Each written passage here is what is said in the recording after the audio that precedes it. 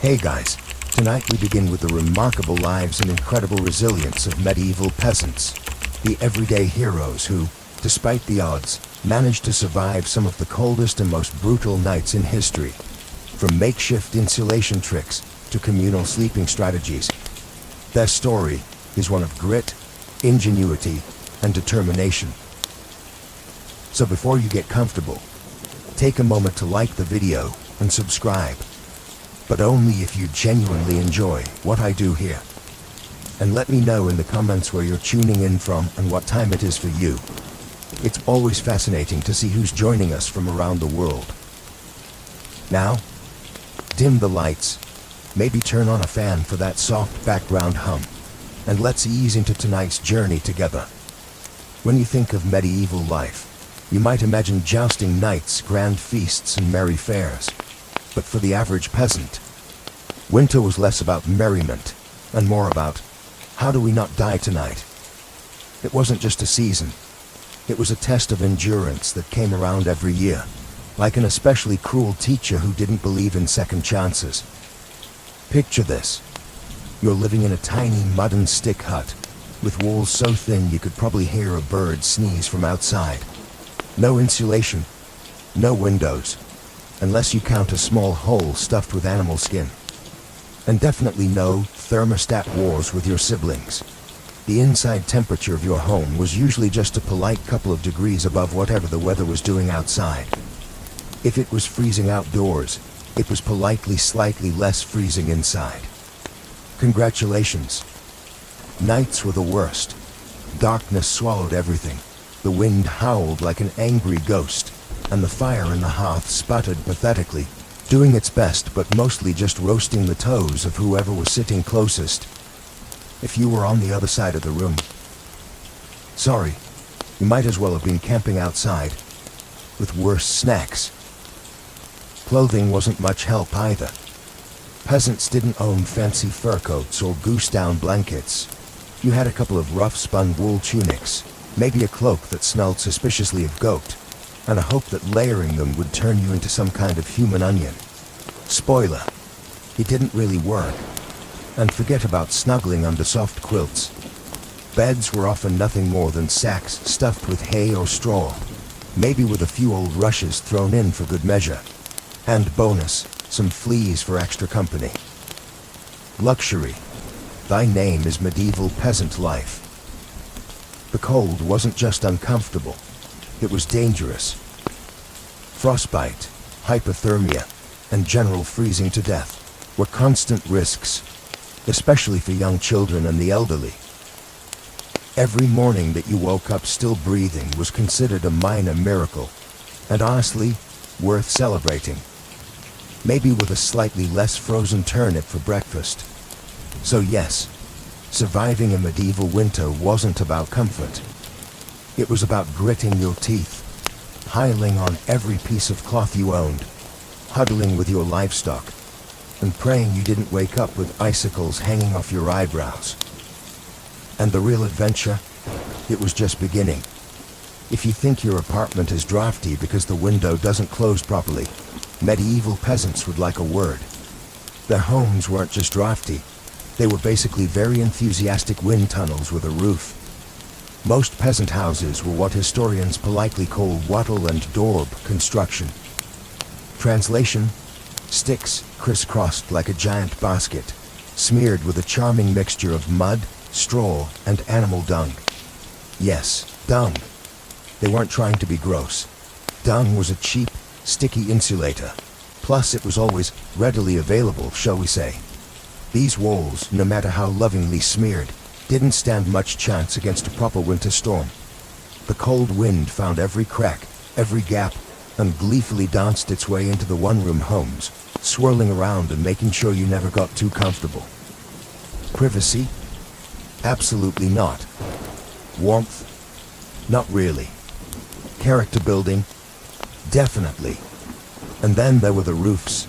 Thatched roofs looked picturesque, sure, but after a few months of rain and snow, they sagged, leaked, and occasionally let in the local wildlife. Nothing says pleasant evening like a squirrel dropping onto your dinner.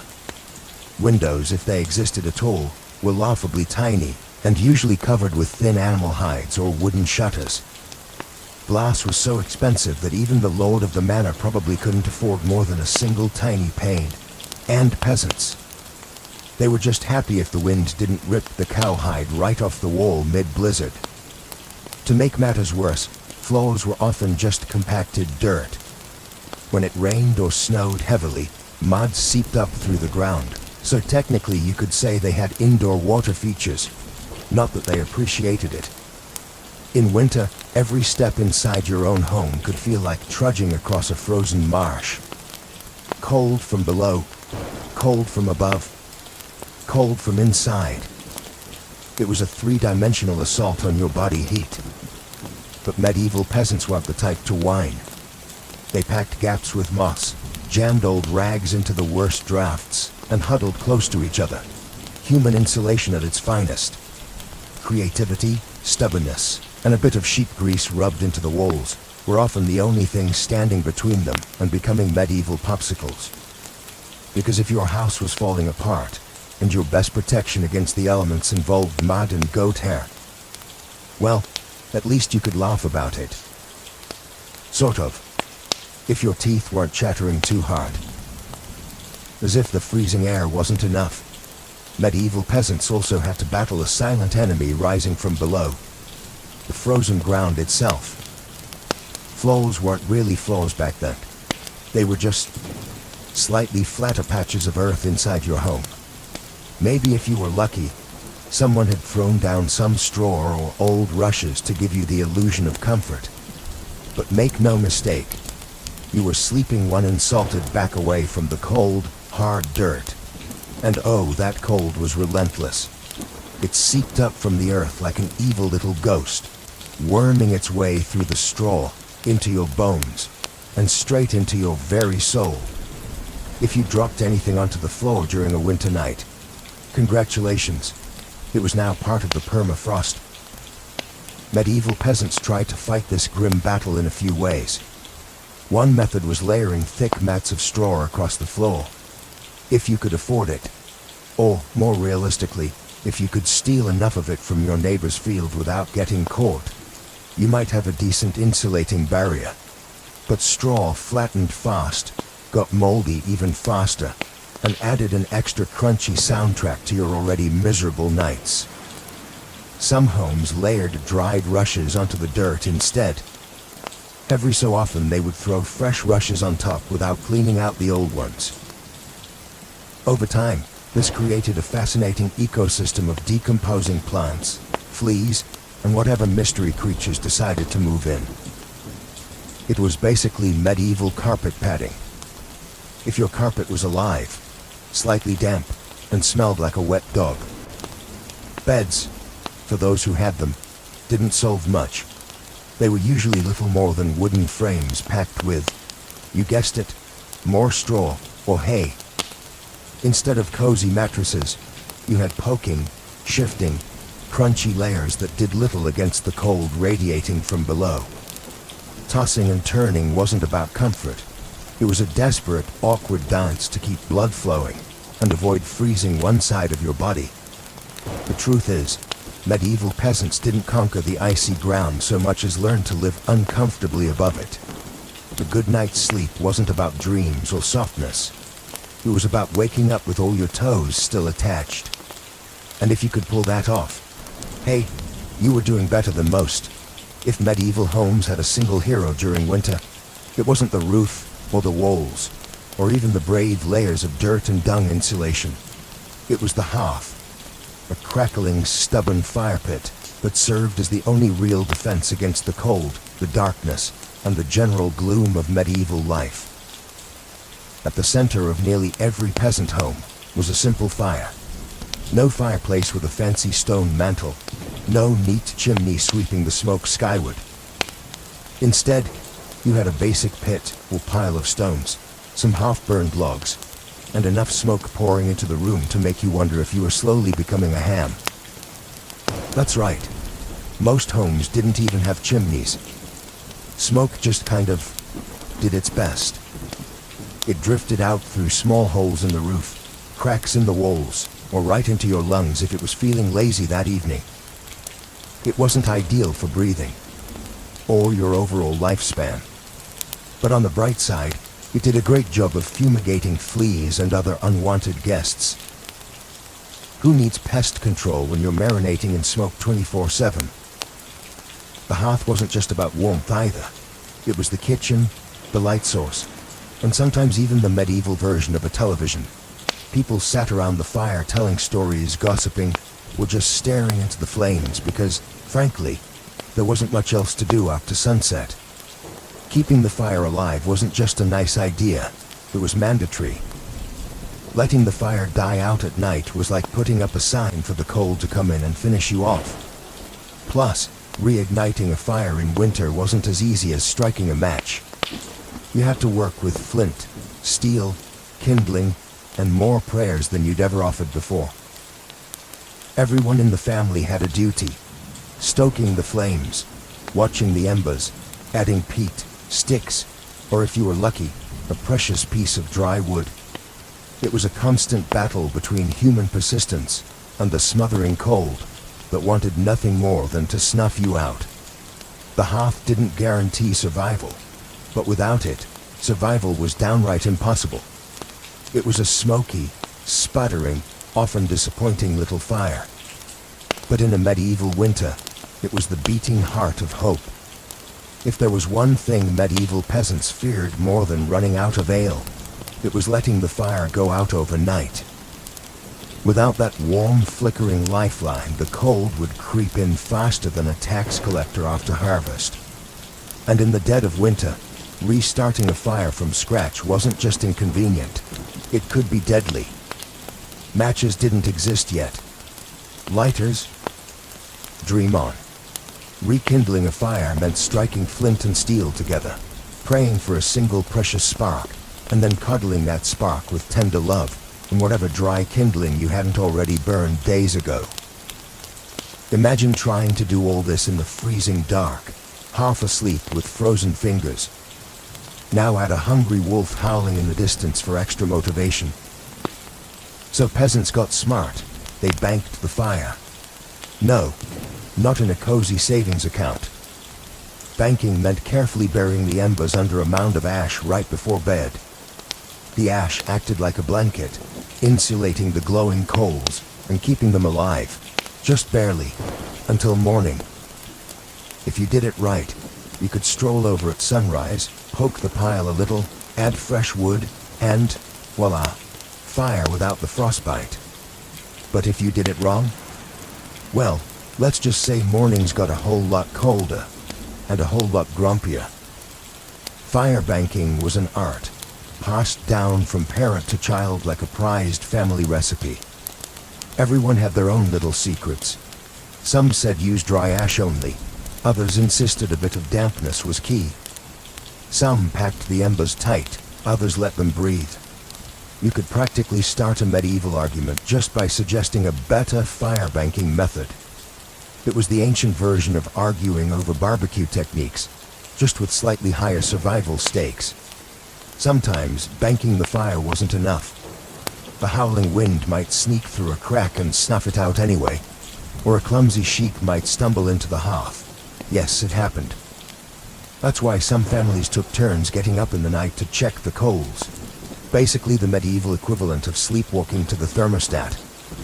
In the end, fire banking was less about mastering nature and more about buying just a few more precious hours of warmth. And if you woke up to even a single surviving ember, that was your victory, right there, and enough to face another day of battling the cold. In medieval times, the phrase, the more, the merrier, wasn't just about parties. It was a winter survival tactic. When the fire sputtered and the freezing winds whistled through every crack, there was one surefire source of warmth: each other. And if that meant sleeping cheek to cheek with your entire family, neighbors, livestock, and possibly a very confused goose, so be it. Forget about personal space. Privacy wasn't even a concept. On the coldest nights, the goal wasn't comfort. It was, don't wake up frozen to the floor. Entire households piled into the warmest corner of the house, wrapped in whatever scraps of cloth they could find, and formed what could best be described as a desperate, snoring human lasagna. Younger kids squeezed in between parents, grandparents snuggled under the outer layers, and if Cousin Ethel showed up unexpectedly, well, there was always room for one more. If you were lucky, you got to sleep in the middle, where body heat radiated from all sides. If you were unlucky, you were on the edge, the medieval equivalent of sleeping next to the door of a meat locker. And woe to the person who moved too much during the night. You shift once to get comfortable, and suddenly you've knocked Aunt Maud into the freezing draft by the wall. Congratulations, you're now the family villain. Sometimes even bedding was shared. A communal straw mattress that slowly flattened under the nightly weight of multiple generations. Because hygiene wasn't exactly winning any awards back then, let's just say it wasn't the most fragrant sleeping arrangement. But hey, when it's you versus frostbite, you stop being picky. Body heat wasn't just nice, it was strategic. Some medieval guides even recommended deliberately arranging the strongest, warmest people on the outside of the group, like human shields against the cold. Babies and frail elders were tucked deep in the center, treated like the precious little heat generators they were. This wasn't just about survival though. Over time, it became part of daily life, part of family bonding. Long winter nights huddled together led to storytelling, singing, and undoubtedly some very interesting conversations muffled under a shared wool blanket. So next time your sibling steals your blanket or your dog hogs the bed, just remember, at least you're not fighting for elbow space between a snoring uncle and a particularly judgmental goat. If you thought modern roommates were a challenge, medieval peasants would like to introduce you to their winter housemates. Cows, goats, pigs, chickens. Basically anything with a pulse and a little bit of body heat. Bringing animals indoors wasn't just a quirky village tradition. It was vital for survival. Livestock generated warmth, and in a poorly insulated hovel where the wind howled louder than your stomach, every little degree mattered. Plus, if your goat shared a wall with you, it was slightly less likely to get stolen by a neighbor in the dead of night. 2 birds, 1 stinky stone. At night, the house became a chaotic living furnace. Chickens nested in corners, pigs snorted near the hearth, and cows lounged luxuriously against the walls, chewing cud like they paid rent. It wasn't glamorous, far from it. If you've ever been stuck in a car on a summer road trip with someone who forgot to shower, imagine that. But it's a cow. It's winter. And there's literally nowhere else to go. The smells. Legendary. By springtime, the perfume of a shared winter was something fierce. You didn't need to light a candle. Your nostrils were already on a wild ride. But medieval peasants developed a selective nose. They didn't complain much because they knew one uncomfortable truth. The more animals inside, the fewer frozen toes in the morning. Certain animals even had prime spots. Cows, being the biggest and warmest, usually took center stage near the family. Goats were allowed closer in for their warmth, and because goats, being goats, would find a way inside anyway. Chickens roosted in rafters or old baskets, and pigs, well, pigs didn't care. They plopped down wherever they pleased, probably right in the middle of the floor. Of course, sharing your bedroom with livestock wasn't without hazards. Imagine drifting off peacefully, only to be rudely awakened by a chicken deciding your hair makes a good purge, or stepping barefoot into something suspicious. First thing in the morning. Yes, medieval mornings could be full of surprises. Still, despite the noise, the smells, and the occasional hoof to the ribs, peasants understood the simple math. Cold kills, and cows cuddle, whether they want to or not. In the battle against winter's icy fingers, a warm, slightly slubbery cow breath was often the deciding factor between life and death. In medieval winters, fashion wasn't about looking good. It was about not dying. Peasants weren't flipping through the latest trends. They were layering up like they were preparing for battle against the Grim Reaper himself. The rule was simple. If you owned it, you wore it. Sometimes, all at once. First, the basic undertunic, a scratchy, probably not too clean linen shirt. Over that, a thicker woolen tunic, then another, if you had it. Add some leggings that sagged at the knees, a rough cloak draped over your shoulders, and, if you were really lucky, a patched-up sheepskin thrown on top, like a prize trophy. Congratulations, you are now approximately 10% warmer and 90% itchier. Boots were a luxury. Many peasants wrapped their feet in layers of cloth or old rags and stuffed them into wooden clogs. If the cold still bit through, well, you just added another rag and hoped you didn't lose a toe. And forget about washing all these layers. Washing your clothes in the middle of winter meant dragging them to a frozen stream, smashing through the ice, and then waiting 2 days for your only shirt to dry. If it didn't just freeze into a tragic shirt cycle. Most peasants wisely decided that smelling like a mix of smoke, sweat, and sheep was a small price to pay for not freezing solid. Interestingly, the dirt and grease buildup had a bonus feature: insulation. That grimy layer locked in body heat.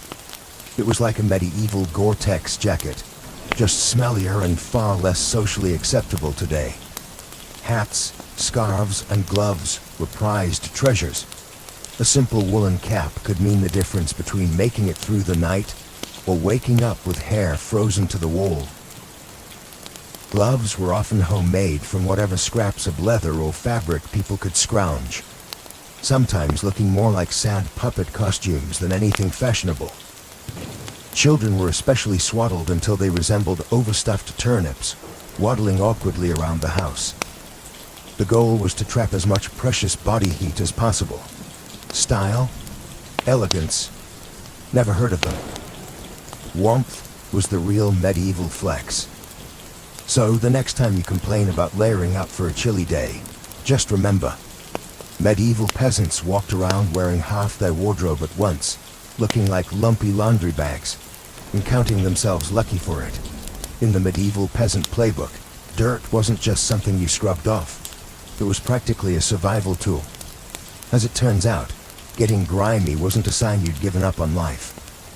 It was tactical, strategic, dare we say, genius. See, winter posed a very specific problem: heat loss.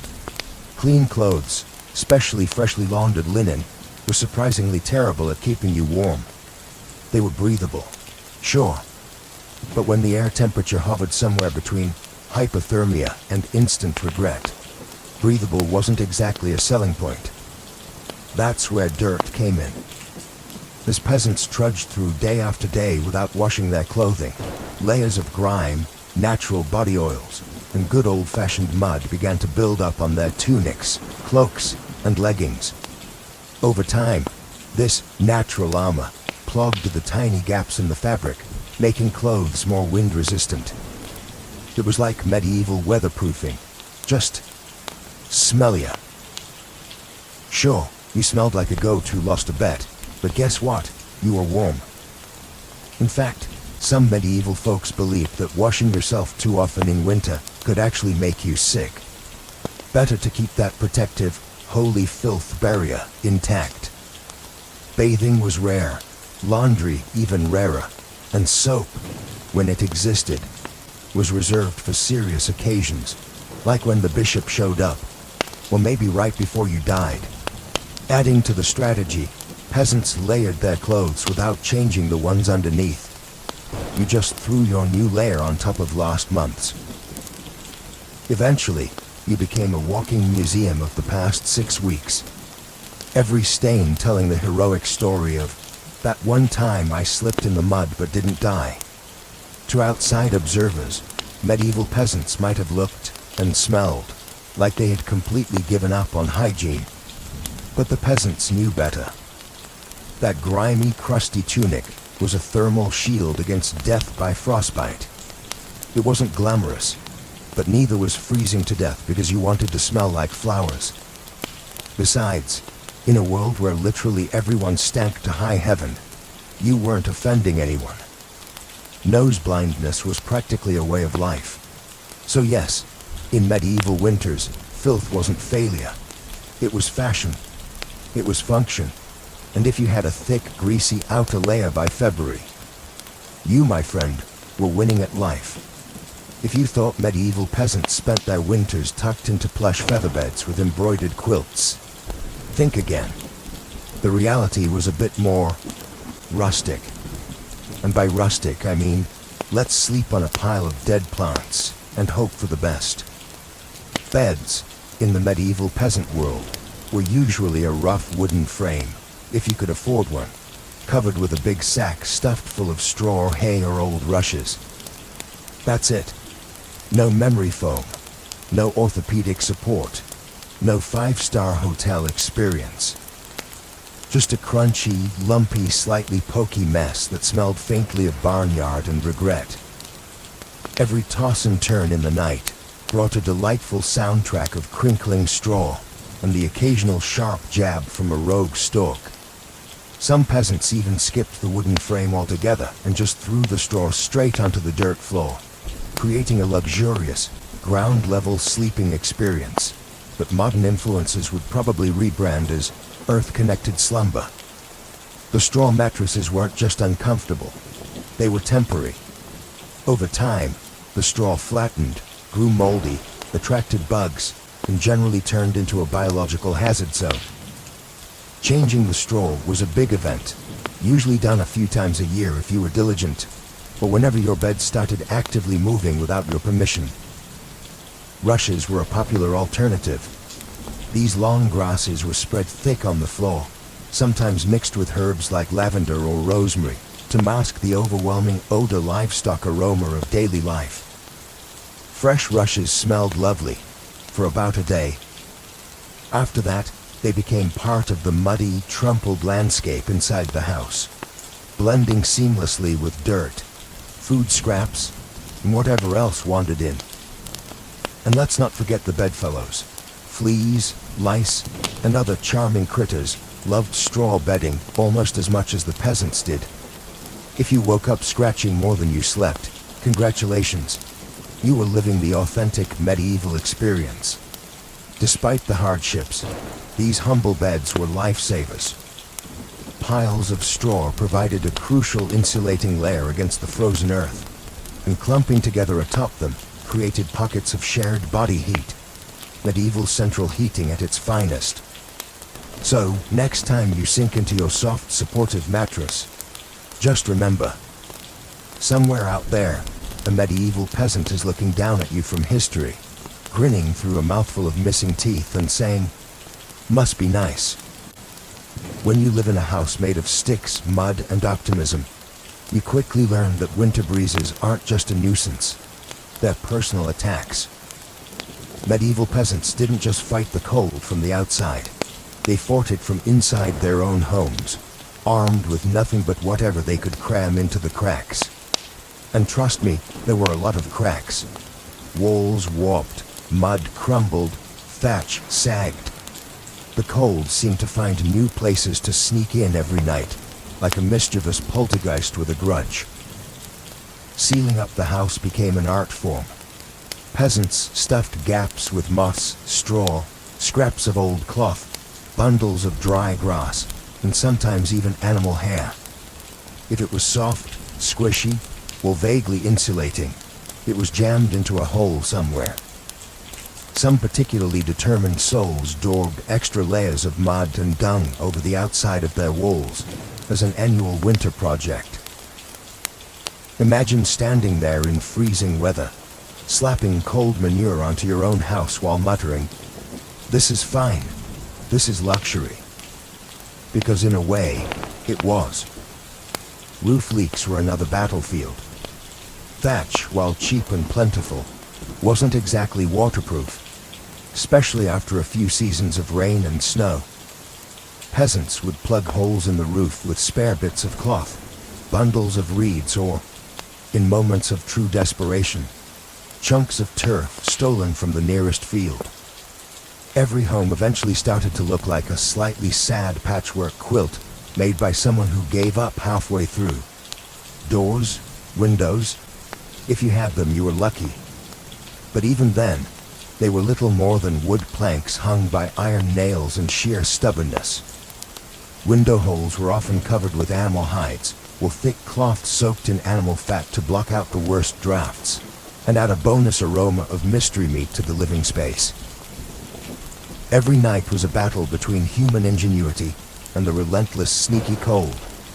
One minute you were warm, the next minute a sudden gust would find the one spot you missed, slapping you awake like a frosty hand of doom.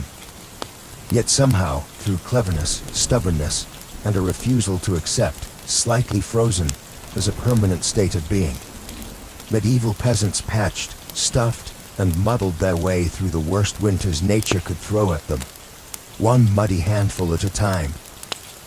When the cold bites hard enough to keep you awake at night, medieval peasants had a solution. Don't even try to pretend everyone's sleeping at once. Instead, they developed a survival strategy that today would make any military commander proud: sleeping in shifts. It wasn't some grand, organized system with whistles and roll calls. It was far simpler and much more desperate. Half the household stayed awake, tending to the fire and patching up stray drafts, while the other half curled up under threadbare blankets and hay, trying to catch a few precious hours of half-frozen sleep. The fire needed constant attention. Left alone, it would die down, and restarting it, remember, was about as easy as getting a stubborn donkey to dance. So someone had to be on Ember Patrol, and since no one wanted to get up once they were finally warm-ish, families rotated shifts. You dozed for a few hours, got elbowed awake, then stumbled over to the hearth to poke, prod, and curse the fire back to life, while trying not to step on a goat. The rotation wasn't glamorous. There were no night vision goggles, no late-night snacks, and certainly no 5 more minutes snooze buttons. Just stiff joints, heavy eyelids, and a growing resentment toward whoever snored loudest during your shift. Children old enough to hold a stick were pressed into service, learning early that in winter, everyone pulled their weight, or froze trying. Grandparents sometimes stayed by the fire longer, both because of their experience and, frankly, because arthritis made lying down and getting up again a monumental event. And when it was your turn to sleep, good luck. With people moving about, animals rustling, wind battering the walls, and the occasional sharp nudge from a sibling who, accidentally, rolled over too hard, getting quality rest was a miracle. Yet despite the exhaustion, the system worked. Sleeping in shifts meant that there was always a set of eyes, and cold, begrudging hands, ready to keep the hearth alive. The embers survived, and by extension, so did the family. So next time you grumble about waking up to adjust the thermostat or let the cat out, spare a thought for the medieval peasant, squinting into a smoking fire at 3 a.m., wondering if toes were really that important after all. You know it's cold when you have to think about how you breathe just to stay alive. Medieval peasants didn't just battle the freezing air with cloaks, fires, and creative sleeping arrangements. They even adjusted the way they inhaled and exhaled to survive the night. The problem was simple. Deep, open-mouthed breathing pulled icy air straight into your lungs. In a world where pneumonia could kill you faster than you could say, "Hail Mary," that was a risk nobody wanted to take. So peasants learned the art of what you might call survival breathing. Instead of sucking in huge gulps of air like they'd just run a marathon, they kept their breathing shallow, slow, and, most importantly, through the nose. The idea was to gently warm the incoming air a bit before it hit their lungs. It wasn't perfect, but it was better than coughing yourself into the grave by February. If you accidentally took a big mouthful of cold air, congratulations, you just bought yourself a ticket to a week of hacking up bits of what felt like your soul, with no doctors in sight, and grandma treating you with hot onion tea and firm prayers. Some people even tucked parts of their cloaks, shawls, or rags up over their faces while they slept, creating a makeshift, breath-warmer barrier. Of course, this also meant you ended up with a damp, slightly soggy fabric patch clinging to your mouth by morning, but hey, it beat freezing from the inside out. Children were taught these tricks early on. Parents would scold little ones for panting like dogs indoors during the cold months. And honestly, between strict breathing lessons, itchy wool layers, and sleeping next to an aggressively gassy goat, medieval childhood winters were character building on a whole different level. At night, tucked into straw bedding under piles of cloaks, and next to a gently steaming cow, breathing became an art form. Slow, steady, nose only, and as minimal as humanly possible. Like some grim medieval version of a yoga retreat, only with more frostbite and fewer inspirational quotes. In the grand survival playbook, it wasn't the flashiest strategy, but it worked. One shallow breath at a time, peasants endured another night in the long, relentless war against winter. In the endless battle against medieval winter, peasants discovered an unlikely secret weapon: a full stomach. Turns out, one of the best ways to fight off the cold wasn't another scratchy wool cloak. It was stuffing yourself with something hearty and heavy right before bed. Calories meant warmth. The more your body had to digest, the more it heated itself up doing the work. It's basic medieval thermodynamics. Eat a heavy meal, generate internal heat, and maybe, just maybe, survive until morning without turning into a peasant-shaped popsicle. So what did medieval peasants pile onto their plates before a long freezing night? Think thick stews, heavy with root vegetables like turnips, onions, and parsnips. Grains were lifesavers too. Oat porridge, barley gruel, or dense, chewy rye bread. If you were especially lucky, say, after a festival day or a generous slaughter, you might even get a hunk of salted pork or a slice of dried sausage thrown into the pot. This wasn't comfort food in the Instagram sense. No delicate presentation, no artisanal garnishes. It was one enormous, vaguely brown meal, designed to sit in your gut like a friendly brick, slowly burning through the night and keeping you just a little bit warmer. It wasn't just about eating a lot, it was about eating smart. Foods that took longer to digest provided a slow, steady trickle of warmth. Fatty foods were particularly prized, not just for the energy they provided, but because fat burns slower than lean meat. A belly full of stew, bread, and a questionable amount of lard. Peak medieval winter luxury. Parents made sure even the pickiest children ate heartily. Nobody cared if little Thomas didn't like turnips. You ate the turnips, or you shivered through the night thinking about how much you missed the turnips. Harsh but effective parenting, medieval style.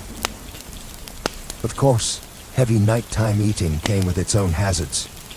You might be warmer, but you were also risking a night of vivid, bizarre dreams, fueled by a stomach trying desperately to process an entire field's worth of cabbages. Was it worth it? Absolutely. Because in the end, peasants weren't aiming for a Michelin star meal. They were aiming to survive. And if that meant going to bed full, bloated, and breathing gently through your nose next to a steaming cow, well, that was just another night in the ongoing quest to see another frosty sunrise. Long before electric blankets and fancy heated mattress pads, medieval peasants had to get creative if they wanted a little extra warmth at bedtime. And that's how the humble haybox and the ever-glamorous heated stone became winter's unsung heroes. Let's start with the haybox. It sounds rustic, and it absolutely was, but the idea was pure genius. Peasants would take a sturdy wooden box, line it thickly with hay, and use it to store food that had been cooked earlier, keeping it warm for hours.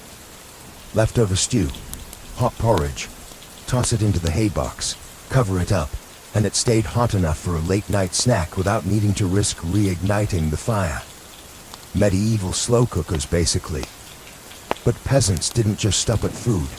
They realized if hay could trap the heat from a stew pot, it could also trap the heat from something even better: rocks. Enter the era of the heated stone.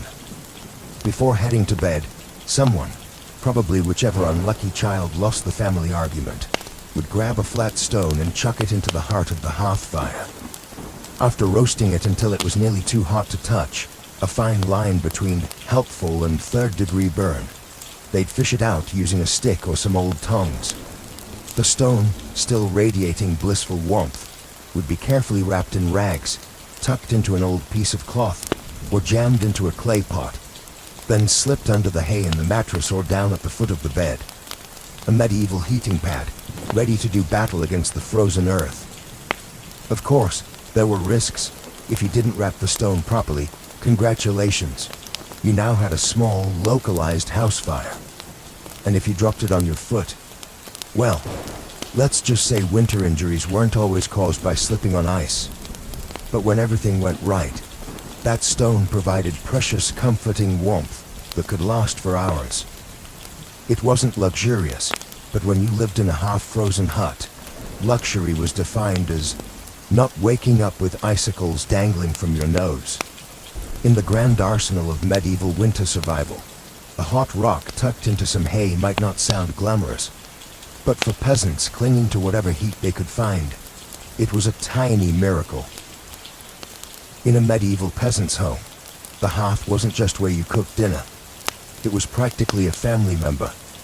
A temperamental, smoky, sometimes uncooperative family member, sure, but still absolutely essential to survival, especially when it came time to sleep. The closer you were to the fire, the better your odds of waking up unfrozen. That meant sleeping arrangements were less about personal preference and more about strategic positioning. Infants, the elderly, and anyone sick or frail got first dibs on prime hearth real estate. Parents, older kids, and sturdier adults fanned out from there like human insulation layers. Being assigned a spot close to the fire wasn't just kindness. It was basic survival math. Babies were fragile heat generators, and elders were precious repositories of family knowledge. And let's be honest, the best gossip. Protecting them with prime warmth was non-negotiable. But it wasn't all cozy toasting by the flames. Too close, and you risked waking up with your hair singed or your cloak smoldering suspiciously. Too far, and you were basically camping in an icebox. It was a delicate dance. Stay near enough to bask in the fire's glow, but not so near that you had to explain to your neighbor why you now looked like a half-cooked roast. The fire also didn't spread warmth evenly. It mostly roasted the people directly in front of it, while everyone else fought over the narrow cone of heat like cold lizards jostling for a sunbeam.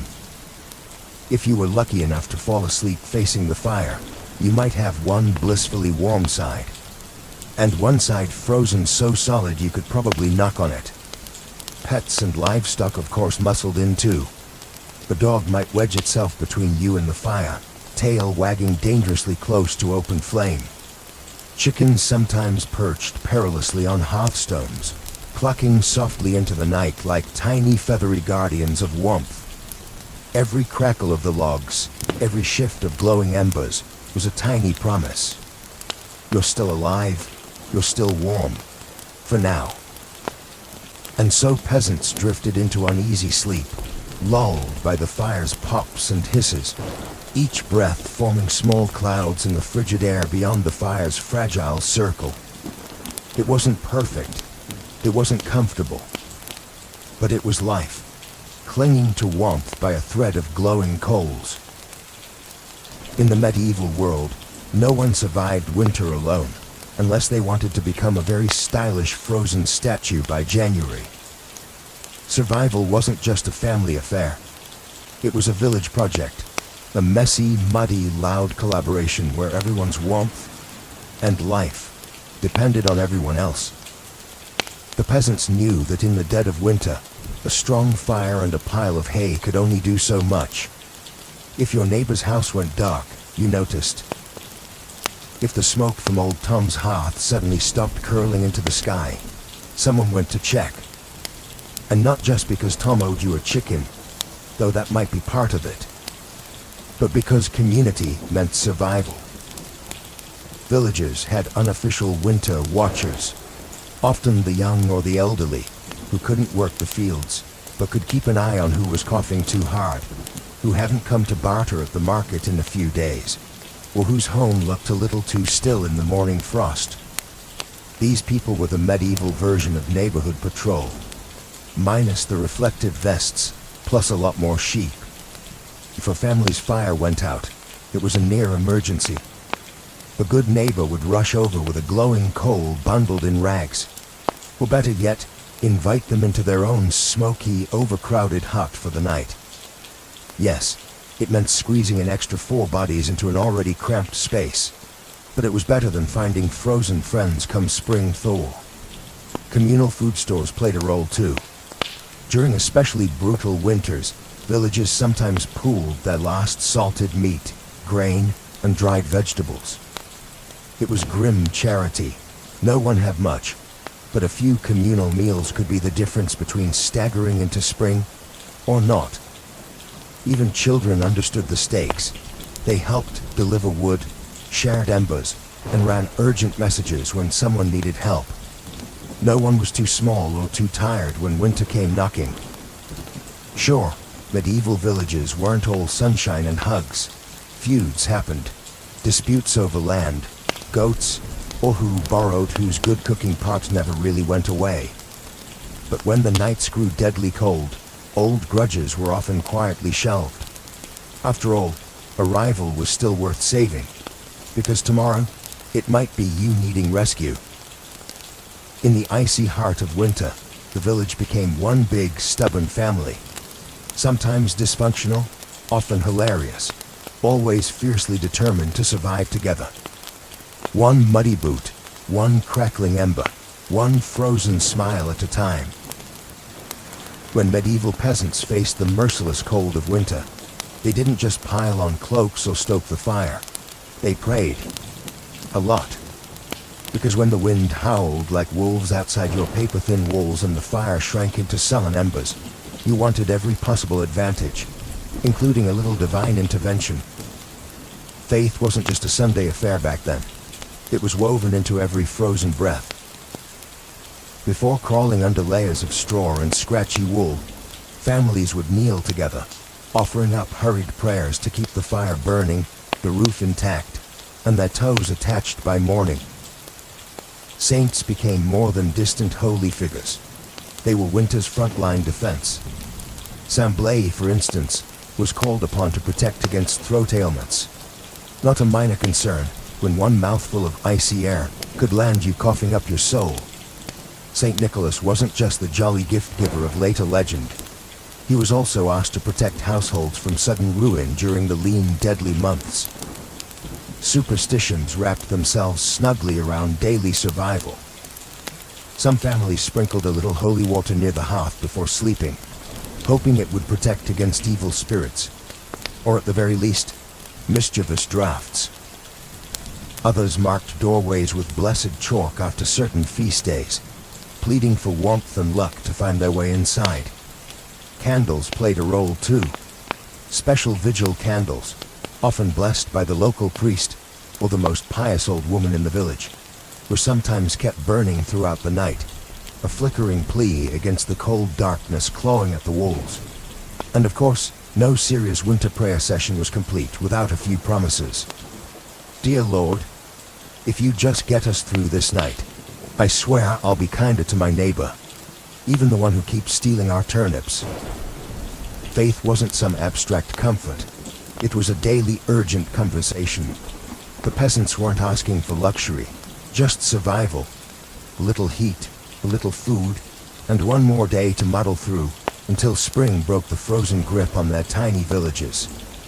It was simple, raw hope, whispered into the smoky rafters, tangled in breathless prayers, and tucked under itchy blankets, that somehow carried them through the endless, merciless nights of winter. For all the ingenuity, prayers, and stubbornness medieval peasants threw at winter, the truth was chilling. Sometimes it wasn't enough. And when winter won, It didn't just take a few unlucky souls.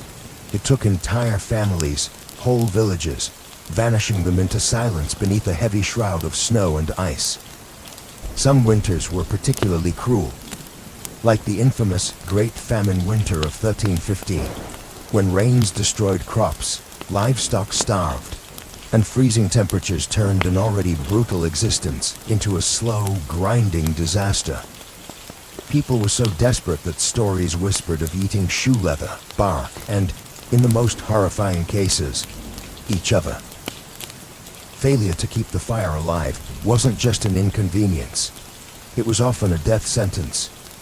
Without the hearth's meager warmth, families huddled together for the final time. Neighbors would sometimes stumble across whole households in spring, bodies still locked in one another's frozen embrace, as if trying to share just a little more heat until the very end. Houses themselves could collapse under the weight of heavy snow or battering ice storms. A roof giving way in the middle of a frozen night wasn't just catastrophic. It was often fatal. Dragging yourself through thigh-deep snow to beg shelter from neighbors wasn't a guarantee either, especially if those neighbors were already stretched to the breaking point. Disease loved the cold too. Starvation weakened the body, and cramped, smoky homes turned into breeding grounds for pneumonia, bronchitis, and other deadly infections. A simple cough in December could easily be a funeral by January. And then there was the quiet horror. Frostbite. Fingers, toes, even ears blackened and died while still attached to their owners. Some villagers survived winters at the cost of their limbs, a grim badge of honor that said, "I made it through, but winter took a piece of me." Yet what's most haunting isn't just the death, it's the eerie normalcy of it.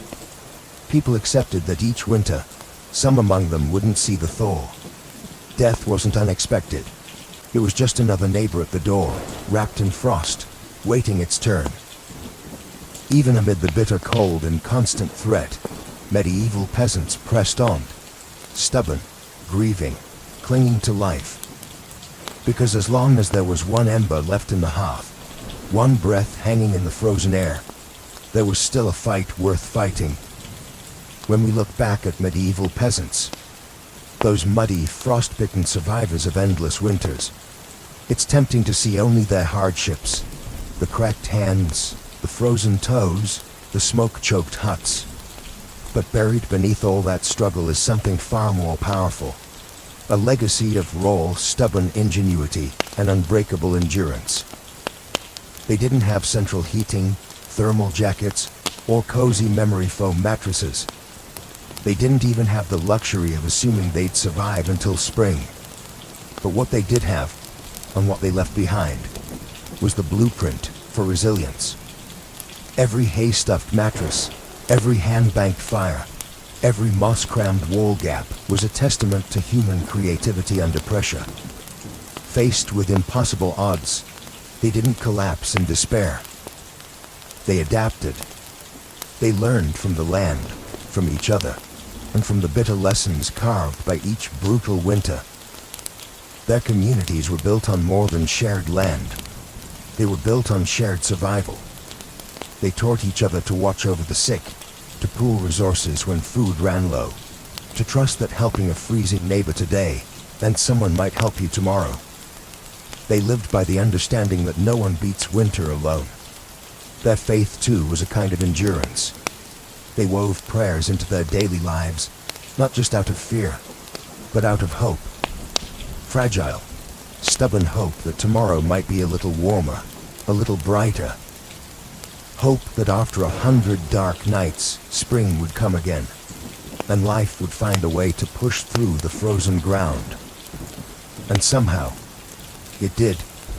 Because of their sacrifices, because of their unglamorous victories, surviving one more night, one more storm, future generations thrived. Bit by frozen bit, they pushed humanity forward, enduring winters their ancestors could barely survive, until warmth and comfort became common expectations, instead of distant dreams. Their blood, sweat, and ingenuity are stitched invisibly into the lives we live now. Every cozy blanket, every warm house, every lazy winter evening spent sipping tea under soft lights. All of it is the end result of countless medieval peasants refusing to give in to the cold. So the next time the wind howls outside your double-paned window, maybe spare a thought for them. The nameless, fearless ones who turn shivering survival into a living legacy. One ember, one breath, one stubborn heartbeat at a time. Anne Boleyn didn't come into the world with a crown on her head or armies at her feet. Born around 1501, likely at Blickling Hall or Hever Castle, she was the daughter of Thomas Boleyn, an ambitious diplomat, and Elizabeth Howard, a noblewoman with powerful family ties. In the grand scheme of Tudor society, Anne's birth barely stirred a ripple. Yet from these modest beginnings, something extraordinary was taking root. A life that would one day tilt the course of English history. From an early age, Anne was set apart not by her wealth, but by her mind. She was clever, spirited, and, by all accounts, magnetic. Recognizing her potential, her family sent her abroad to the continent, where her education truly began. First, she served Margaret of Austria in the glittering court of the Netherlands, an experience few English girls could dream of. There, Anne absorbed the art of diplomacy, refined manners, and the subtle dance of European politics. But it was in France that Anne's brilliance was truly polished. She spent years in the sophisticated courts of Queen Claude and Queen Marguerite of Navarre, learning the language of influence, elegance, flirtation, wit. While other young women perfected their embroidery, Anne mastered conversation, intrigue, and the art of commanding attention without ever seeming to seek it. By the time she returned to England in the early 1520s, Anne was something rare. A woman who could rival the sophistication of continental courtiers while carrying the ambition of a rising English house. She wasn't a classic beauty. Even her admirers admitted as much. But she was arresting. Dark eyes that sparked with intelligence, a quick, musical voice, a way of moving that suggested purpose just barely concealed beneath layers of courtly grace. Anne didn't just enter rooms. She changed their gravity. At a time when a woman's fate was often sealed by birth and marriage, Anne refused to drift quietly into obscurity. She had seen the power that charm and intellect could wield in foreign courts, and she intended to use that knowledge at home. Anne Boleyn was still a young woman then, clever, ambitious, untested. But history was already beginning to stir around her. The girl who returned to England was no longer just Thomas Boleyn's daughter. She was a player in a larger game, one that would soon engulf the crown itself. When Anne Boleyn returned to the English court, she was unlike anyone the nobility had ever seen. In a world full of pale-faced, modest English roses, Anne was a thunderstorm, electric, unpredictable, impossible to ignore. Her dark hair, bold eyes, and quick, sharp wit set her apart from the gentle, obedient ladies who filled the court of King Henry VIII. At first, she played the role expected of her, a maid of honor to Queen Catherine of Aragon. But even in the Queen's shadow, Anne's presence flickered like a candle too bright to snuff out. She danced gracefully, spoke French with the ease of a native, and laughed with a confidence few women dared display. Men noticed, women gossiped. The court buzzed quietly about the striking Boleyn girl. It wasn't long before she caught the most dangerous attention of all, the king himself. Henry VIII was no stranger to flirtation. His court was a playground of whispered promises and secret liaisons. But Anne was different. She didn't swoon at his compliments or fall eagerly into his arms like so many others had. She teased, she challenged, she refused. Henry, a man used to instant adoration, was captivated. The more Anne held him at arm's length, the deeper he fell. Letters passed between them, filled with declarations of love, frustration, longing. Henry offered her the role of royal mistress, the most powerful unofficial position at court. Anne, astonishingly, said no. She would not be just another conquest, a forgotten mistress lost to time. If Henry wanted her, he would have to make her his wife.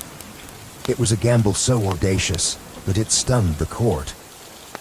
After all, the king was already married. His queen, Catherine, was beloved by the people and fiercely protected by her nephew, the Holy Roman Emperor. The church itself would have to be defied for Henry to claim Anne. But Anne didn't flinch. She had lived in the courts of Europe, where queens wielded soft power from behind lace fans and painted smiles. She knew ambition was a dangerous game, but it was a game she intended to win. Standing in the candlelit halls of the English court, Anne Boleyn made her choice. Not to be merely admired, but to change her destiny, and England's, forever. What began as an intense flirtation between King Henry VIII and Anne Boleyn soon spiraled into a national crisis. Henry wasn't merely besotted, he was obsessed. And in his obsession, he was willing to tear apart everything England had known for centuries. The king's desire to marry Anne hit a small snag. Namely, he was already married to Queen Catherine of Aragon. Catherine, dignified and resilient, refused to quietly step aside. She had been Henry's faithful wife for 2 decades, and in the eyes of God and the English people, she was the rightful queen. Divorce wasn't just scandalous, it was almost unthinkable. But Henry was determined. He convinced himself, and tried to convince everyone else, that his marriage to Catherine was cursed because she had once been married to his brother, Arthur. Never mind that the Pope had granted special permission for their union years ago. Henry now insisted that his soul was damned unless he annulled the marriage. Anne, for her part, knew better than to appear too eager. She kept herself just out of reach, alternately encouraging Henry's hopes and maintaining her distance. Every glance, every word was measured. She wasn't merely aiming for marriage. She was positioning herself to become Queen of England. The court erupted into whispers and factions.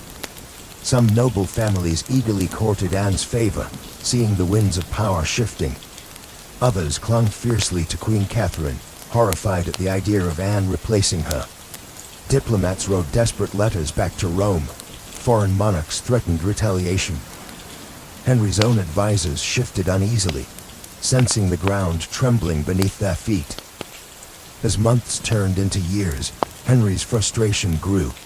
He bombarded the Pope with petitions, maneuvered his lawyers into finding loopholes, and slowly began to realize that the Church would not bend easily. Catherine had powerful allies, including her nephew, Emperor Charles V, the most powerful man in Europe. Still, Henry pressed on, defying advice, tradition, and increasingly, the law itself. His courtship with Anne had become something far greater than personal desire. It was now a challenge to the very structure of England's political and religious life. Anne wasn't just capturing a king's heart. She was dragging an entire kingdom into uncharted waters. A dangerous game had begun, and there could be no turning back. After nearly 7 agonizing years of maneuvering, scandal, and diplomatic chaos, Anne Boleyn's gamble paid off. In January 1533, she secretly married Henry VIII, a bold move, given that he was still, technically, married to Catherine of Aragon, in the eyes of the Pope and much of Europe. By June, Anne was crowned Queen of England in a lavish ceremony at Westminster Abbey. It should have been the crowning moment of her life, but the atmosphere was far from universally joyful. The people of London watched with wary eyes. Some cheered, others muttered prayers for Queen Catherine. Many wondered if this new queen, with her French manners and daring spirit, was a blessing or a curse. Anne entered her queenship not as a beloved figure, but as a storm. Unlike Catherine, who embodied traditional English values of humility and piety, Anne was dazzling, provocative, and politically savvy. She wore bold colors, commanded the court with sharp intelligence, and made powerful enemies with breathtaking speed. Her position, while seemingly secure, was also terrifyingly precarious. Everything rested on one thing: providing Henry with a male heir. Anne knew this as keenly as anyone. She was not merely Henry's lover anymore. She was the hope of a dynasty. Early in her pregnancy, Anne and Henry were elated, certain the child would be a boy. But in September 1533, Anne gave birth to a daughter, Elizabeth. To Anne's credit, she masked her crushing disappointment with grace, insisting the next child would surely be a son. Henry, however, was less composed. His eyes, once full of adoration, now flickered with doubt. Still, for a time, Anne's star burned brightly. She reshaped the English court in her image, elevating her family to unprecedented heights, and becoming the first queen in English history, crowned with the sacred oil usually reserved for kings. Her influence was vast. Foreign ambassadors sought her favor. Courtiers reshuffled alliances to be in her good graces. The once obedient Henry began moving England officially away from Rome, creating the Church of England with himself at its head, all so that Anne's crown could not be questioned. Yet even in her triumph, dark clouds gathered. Friends whispered behind their hands. Rivals circled, waiting. And Henry, fickle and restless, was already beginning to look beyond the brilliant woman who had rewritten the kingdom for him. Anne had won the throne, but keeping it would demand more than charm, ambition, or even love. Anne Boleyn had climbed higher than almost any woman of her time. But the higher you rise, the harder the fall. Almost from the moment she placed the crown on her head, the cracks in her world began to show. At the heart of Anne's struggles was the pressure to produce a male heir. Her first child, Elizabeth, though bright and healthy, was not the son Henry VIII had hung his dynastic hopes upon. And the clock was ticking. Anne suffered multiple pregnancies in quick succession, but heartbreak followed. Miscarriages that left her physically weakened and emotionally battered. Each lost child chipped away at the foundation she had built. Henry, once passionately devoted, began to pull away, his disappointment carving rifts between them. Anne, never one to suffer in silence, argued, demanded, fought to keep her place. But Henry, a man who prized obedience as much as beauty, grew tired of her sharpness, her defiance, the very fire that had once drawn him in. Outside the royal chambers, enemies were gathering like wolves. Many nobles who had tolerated Anne's rise with gritted teeth now openly schemed for her downfall. Catherine of Aragon's supporters never forgave Anne for what they saw as theft and sacrilege. Even commoners whispered against her, calling her the Great Whore, blaming her for the schism with Rome and the heavy-handed changes that followed. And then came Jane Seymour. Quiet, demure, everything Anne was not.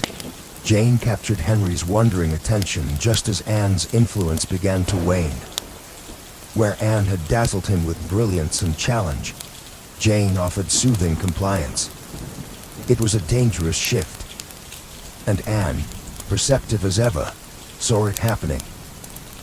She tried to reclaim her position, lavishing attention on Henry, promising more sons, begging for patience.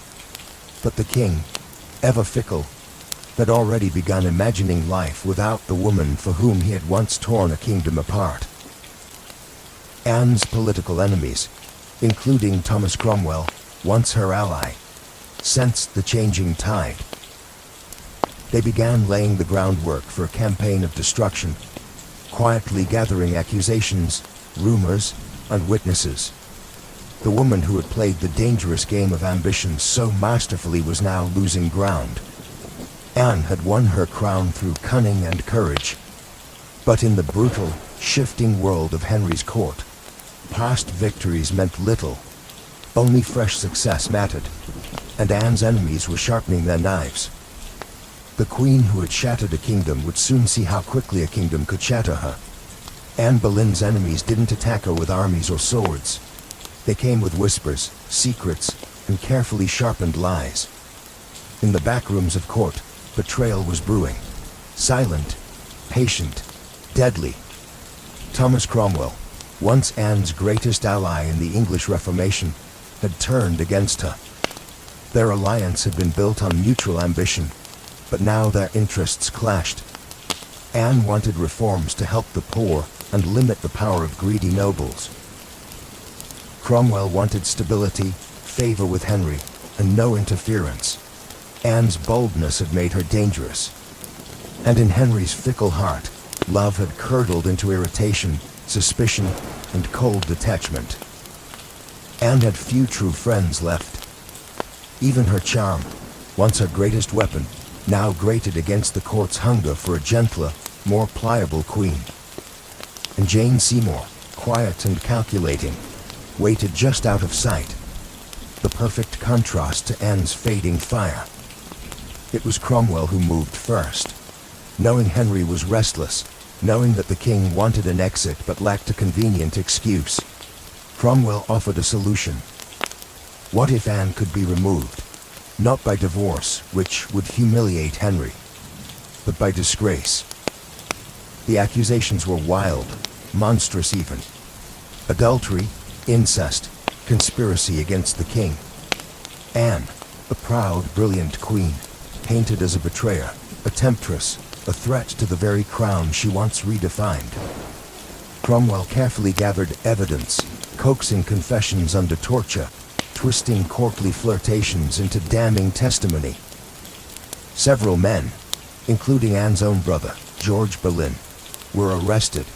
The charges made little sense. They were riddled with contradictions and impossibilities. But in Henry's court, truth was whatever the king needed it to be. Anne, sensing the tightening noose, fought desperately. She appealed to Henry's memory, to the love they had once shared. But it was no use. The man who had once torn England apart for her now refused to meet her eyes. In May 1536, Anne was arrested and taken to the Tower of London. As the great gates slammed shut behind her, she knew the truth. She was no longer a queen. She was a prisoner, a pawn trapped in the brutal game she had once played so masterfully. Betrayal had sealed her fate. And now, alone in the tower, Anne Boleyn waited for the final move. Anne Boleyn stood in the great hall of the Tower of London, facing a tribunal of nobles, many of whom owed their very titles and fortunes to her rise. Now, they sat in judgment, cold and watchful, prepared to erase the woman who had once changed the destiny of England. The charges against her were shocking. Adultery with multiple men, including her own brother, George Boleyn. High treason, conspiracy against the king. In another world, such accusations against a queen would have been unthinkable. But here, now, they were simply theater. A grim performance designed to give Henry VIII exactly what he wanted. Anne's downfall, wrapped in a thin veil of legality. Anne defended herself with the same fire that had once won Henry's heart. She denied every accusation with intelligence, precision, and an unwavering composure that astonished even her enemies. She reminded them that she had been crowned with sacred oil, chosen by God, and anointed as Queen of England. She reminded them of her loyalty, her sacrifices, her love. But it was all for nothing. The verdict had been decided long before Anne set foot in the courtroom. The trial was a spectacle for the court and for the people, a public unmaking of a once unbreakable woman. Witness after witness, many coerced or bribed, spoke damning words. Dates and places contradicted each other.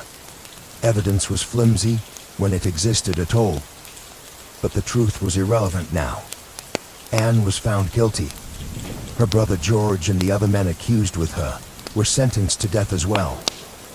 Anne would be executed by beheading, a merciful sentence compared to the usual traitor's death of hanging, drawing, and quartering. When the verdict was read, Anne did not break.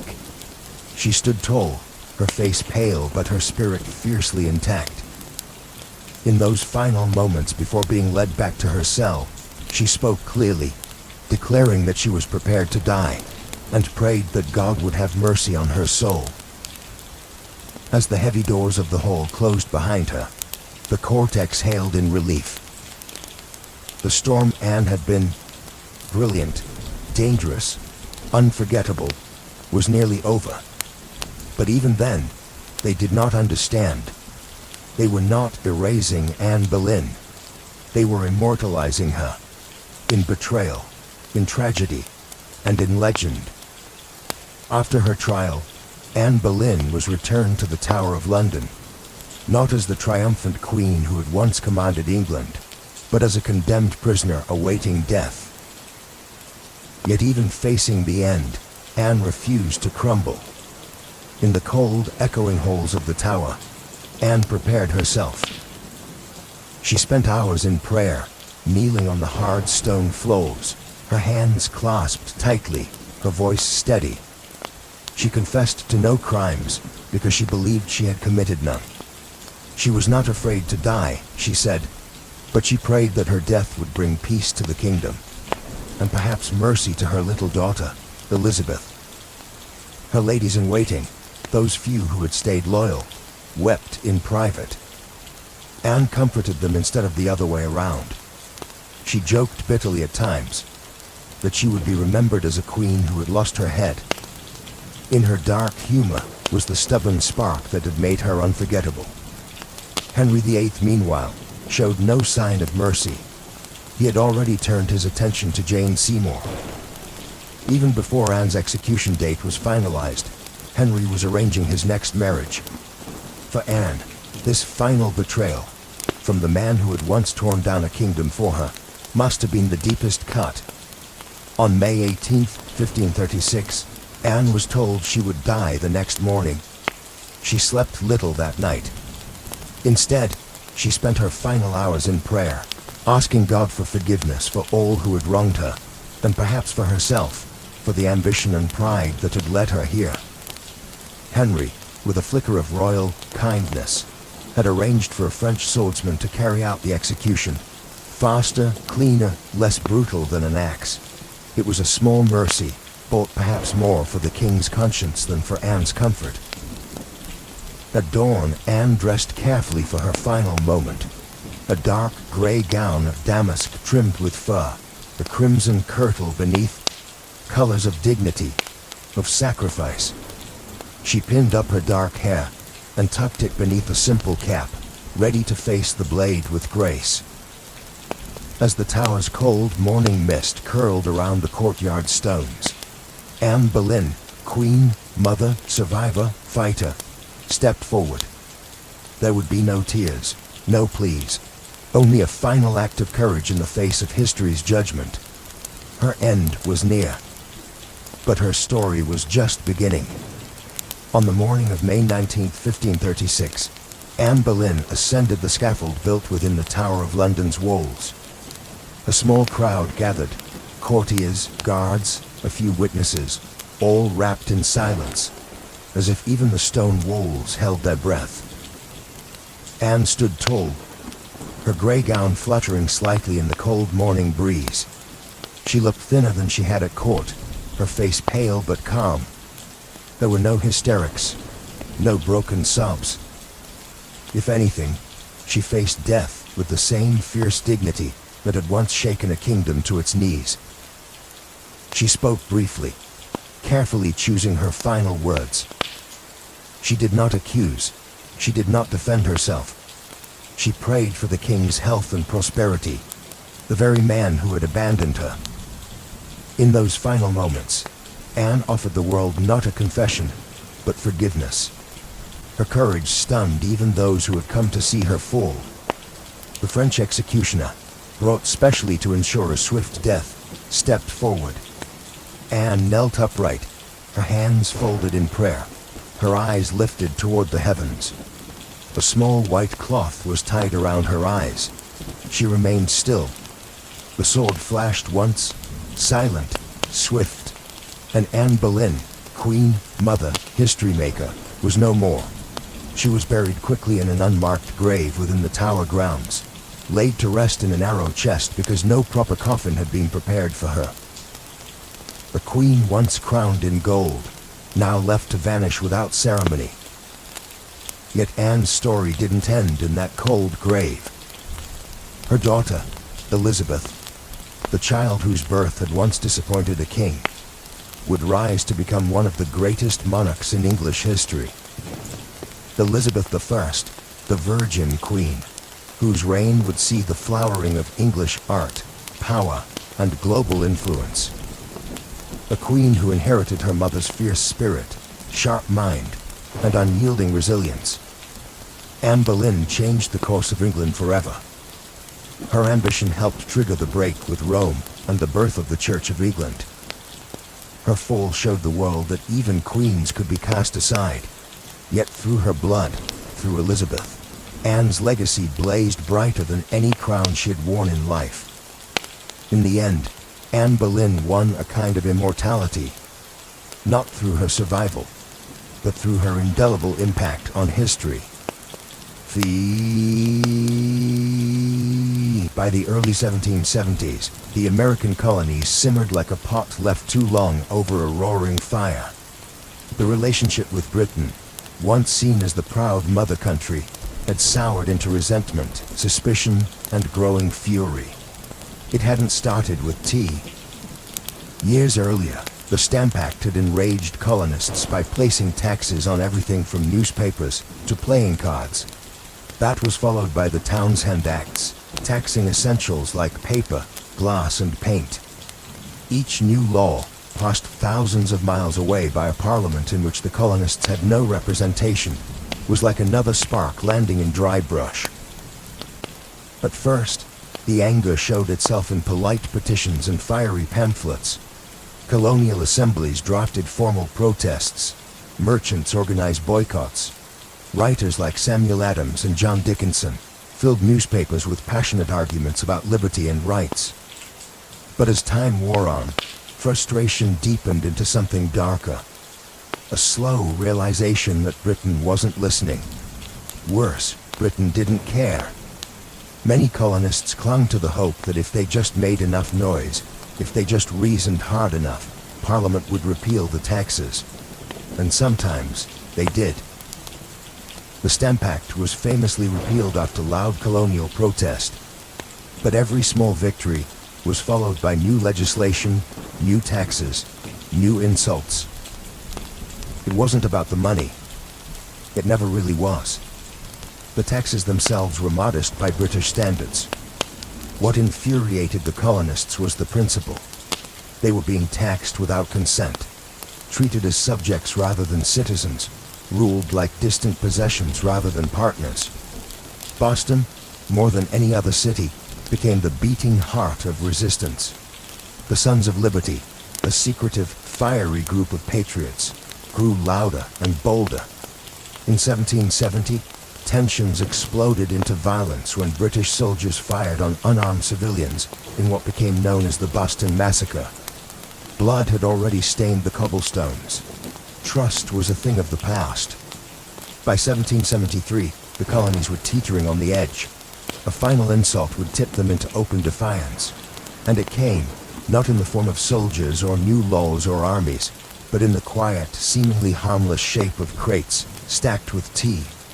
The colonists didn't know it yet, but the night that tea floated in the cold waters of Boston Harbor, the world would change forever. In 1773, Parliament made a critical miscalculation. Believing the American colonies would quietly accept cheaper tea, they passed the Tea Act, a law that was supposed to save the struggling British East India Company, and incidentally, reassert Britain's right to tax the colonies. On paper, it looked like a good deal.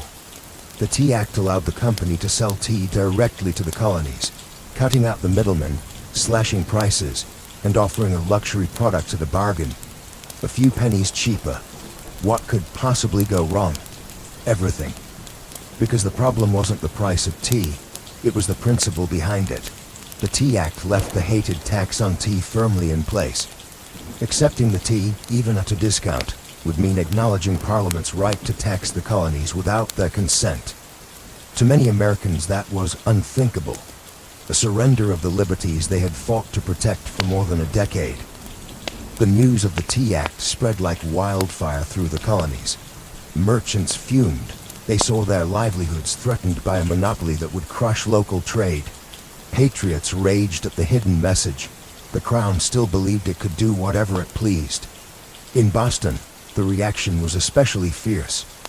Already a city scarred by the Boston Massacre and years of economic hardship, Bostonians recognized the Tea Act for what it was, a trap disguised as a bargain. Refusing the tea became a matter of honor, a litmus test for loyalty to the cause of liberty. Public meetings swelled. Newspaper columns burned with fiery rhetoric. Groups like the Sons of Liberty, led by Samuel Adams and others, organized boycotts, vowing that no East India Company tea would be unloaded, sold, or drunk on American soil. All across the colonies, ships carrying the controversial tea were turned away by local resistance.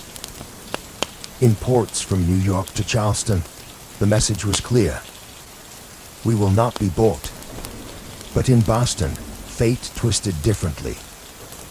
3 ships, the Dartmouth, the Eleanor, and the Beaver, arrived, anchored in the harbor, and sat there, refusing to leave.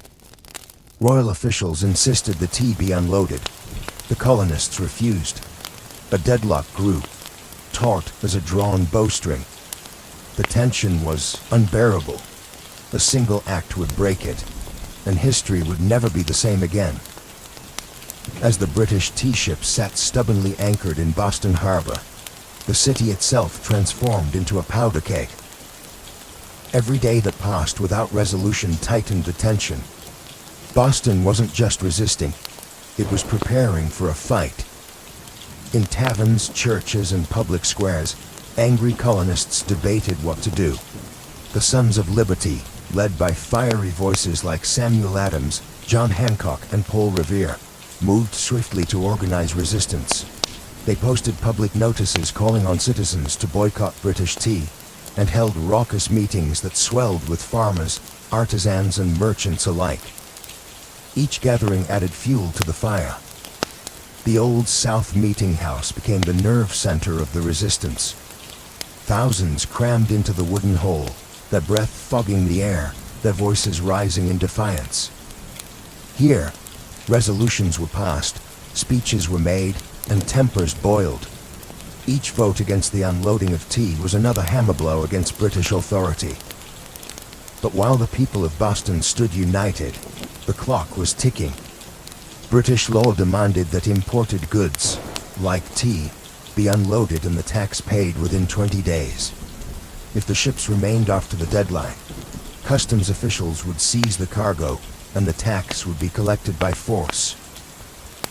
The Sons of Liberty understood that once the tax was paid, even under protest, the principle would be lost. It wasn't just about the tea anymore. It was about whether the colonies would accept being treated as subjects without rights, or whether they would stand and fight for their future. Meanwhile, the Royal Governor of Massachusetts, Thomas Hutchinson, dug in his heels.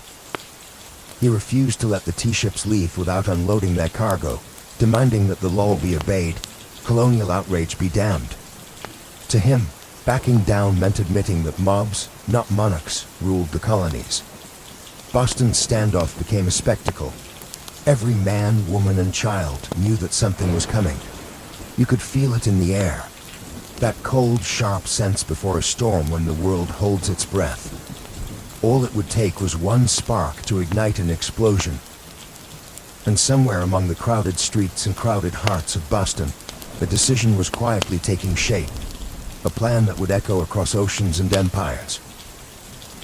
December 16th, 1773, dawned gray and cold over Boston, a city balanced on the edge of history.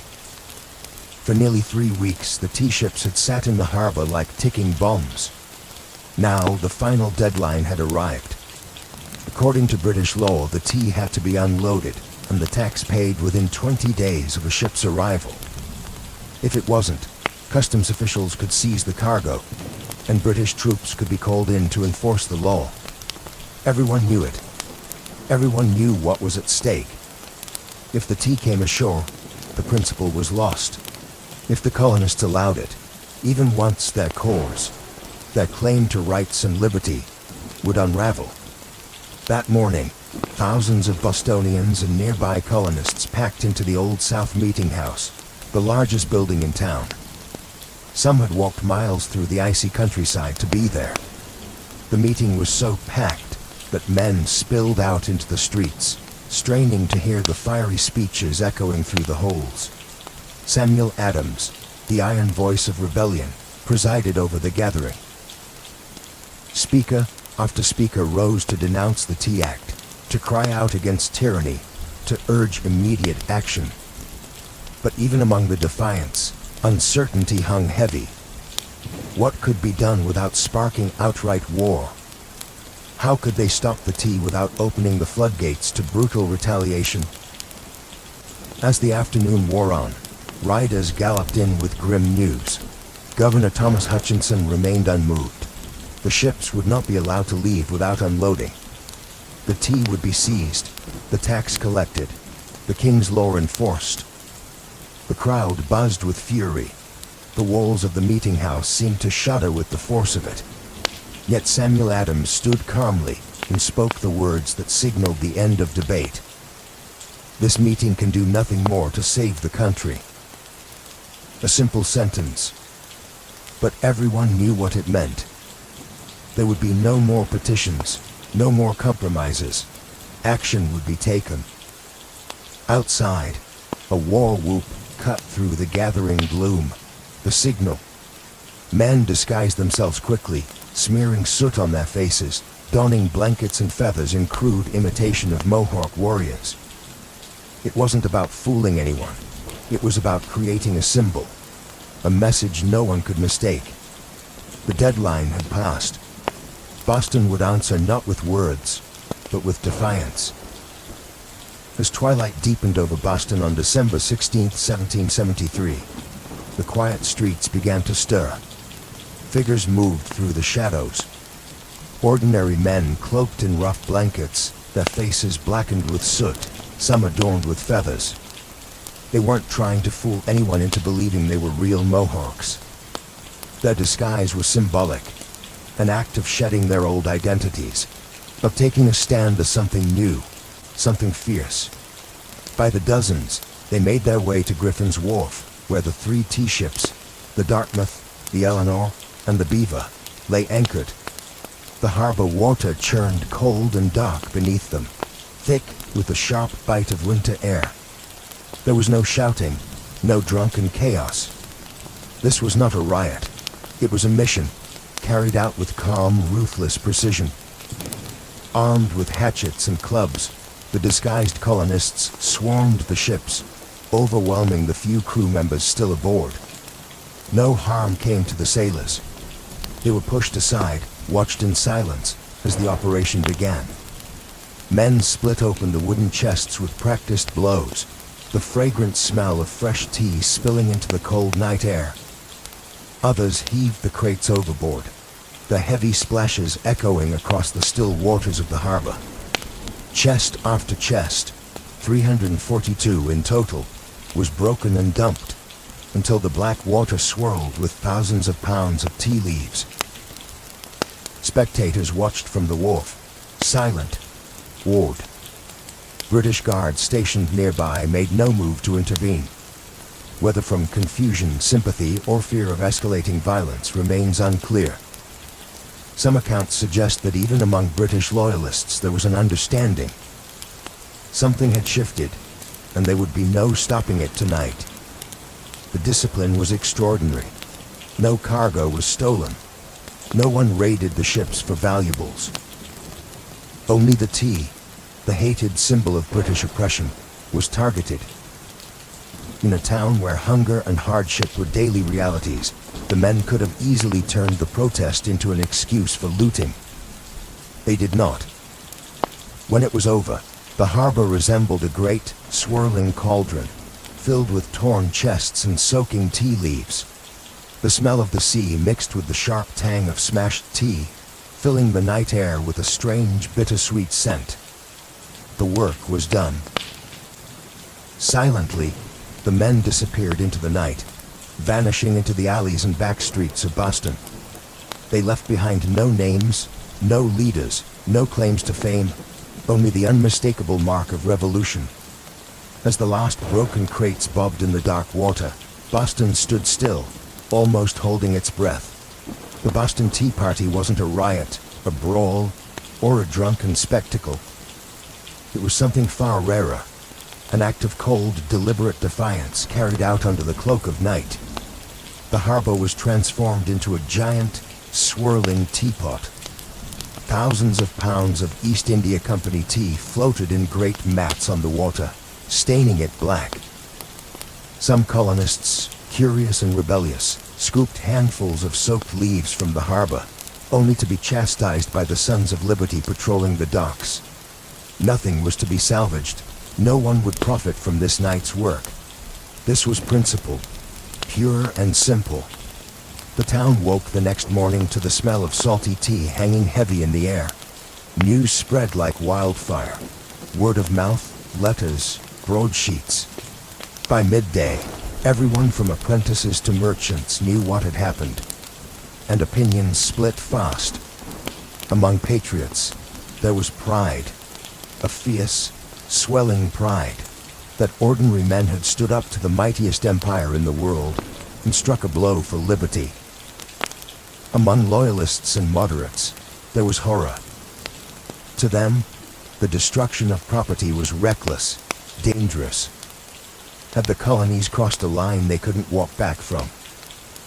Governor Thomas Hutchinson raged in his mansion, furious not only at the destruction but at the message it sent. If the king's authority could be defied so brazenly in Boston, where else might rebellion spark? British officials were stunned. They had expected protests, boycotts, maybe another riot like those that had broken out over the Stamp Act. They hadn't expected organized, disciplined revolutionaries to calmly destroy tens of thousands of pounds of royal property without so much as breaking a window. The ship's captains, the Dartmouth, the Eleanor, the Beaver, could only watch helplessly as their cargo disappeared beneath the waves. In the official ledgers, the night's loss would be tallied at over 10,000 British pounds, a fortune. But the real loss wasn't measured in pounds sterling or ruined tea. It was measured in trust, in loyalty, in the fragile illusion that Britain still ruled her colonies with consent. The night the tea sank, something deeper rose to the surface, a shared, undeniable truth. The age of peaceful protest was ending. A reckoning was coming, and Boston was ready. When word of the Boston Tea Party crossed the Atlantic and reached London, the reaction was swift and furious. To British officials, it was not simply a protest, it was rebellion.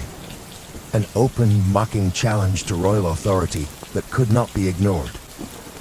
King George III, upon hearing the news, was said to have grown cold with anger.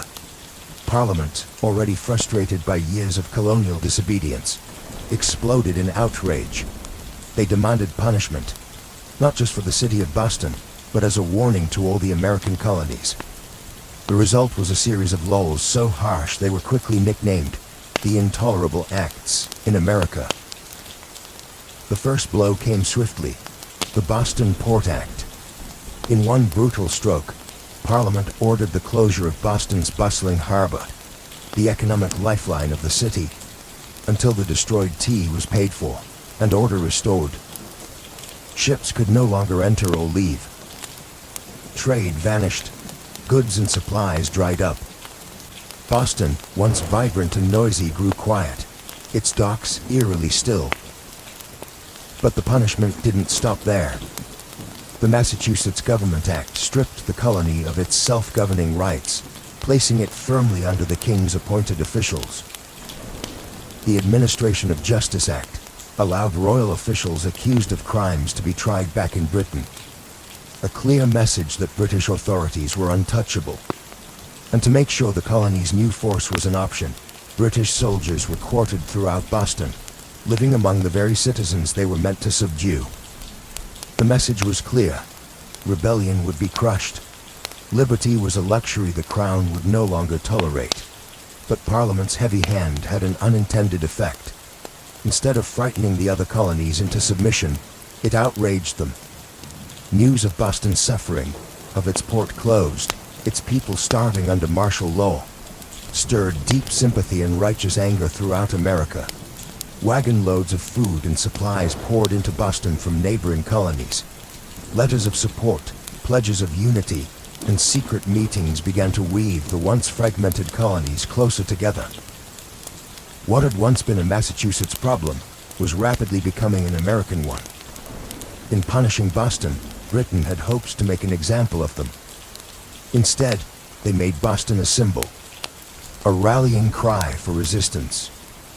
The flames of revolution, once flickering in isolated pockets, now began to blaze from colony to colony. And there would be no easy extinguishing them. The punishment of Boston sent shockwaves far beyond the rocky shores of Massachusetts.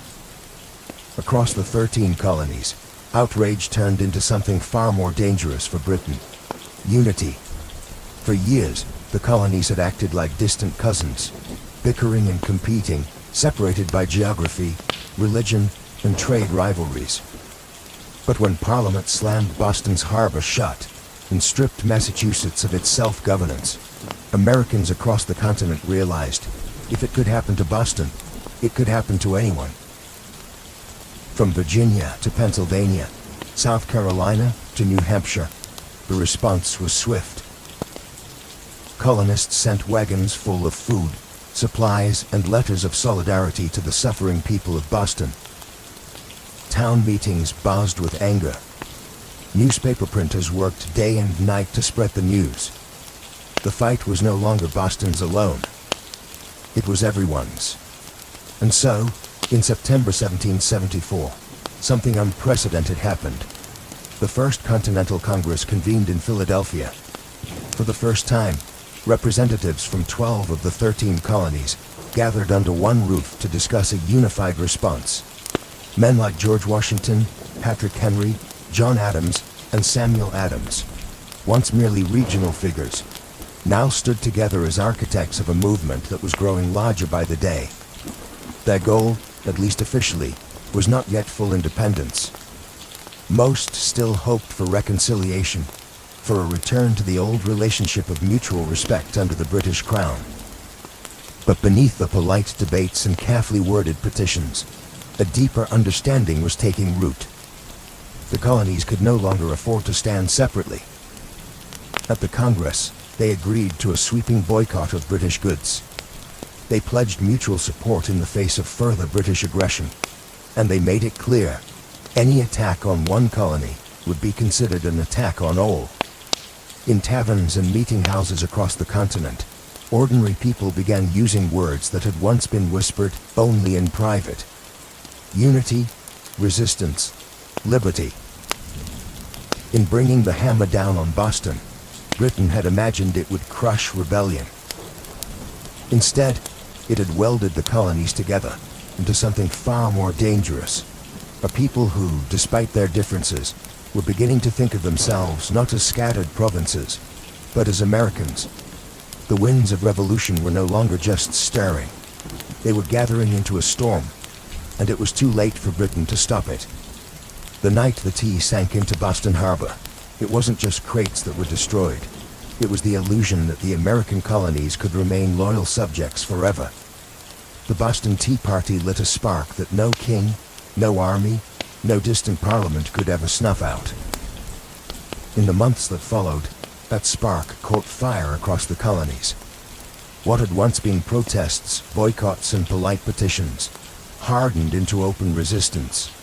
Town militias began drilling openly. Storehouses filled with powder and shot.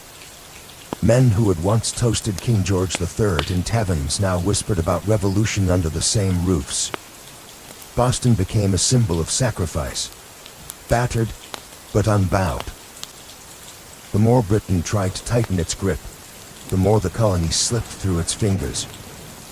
Every ship that sailed past the closed, silent harbor of Boston was a silent reminder that tyranny had met its match in American defiance. When Parliament passed the Intolerable Acts, they intended to make an example out of Boston, to scare the other colonies into submission. Instead, they had created a martyr city, a rallying cry. From Georgia to New Hampshire, colonists realized that their fates were tied together.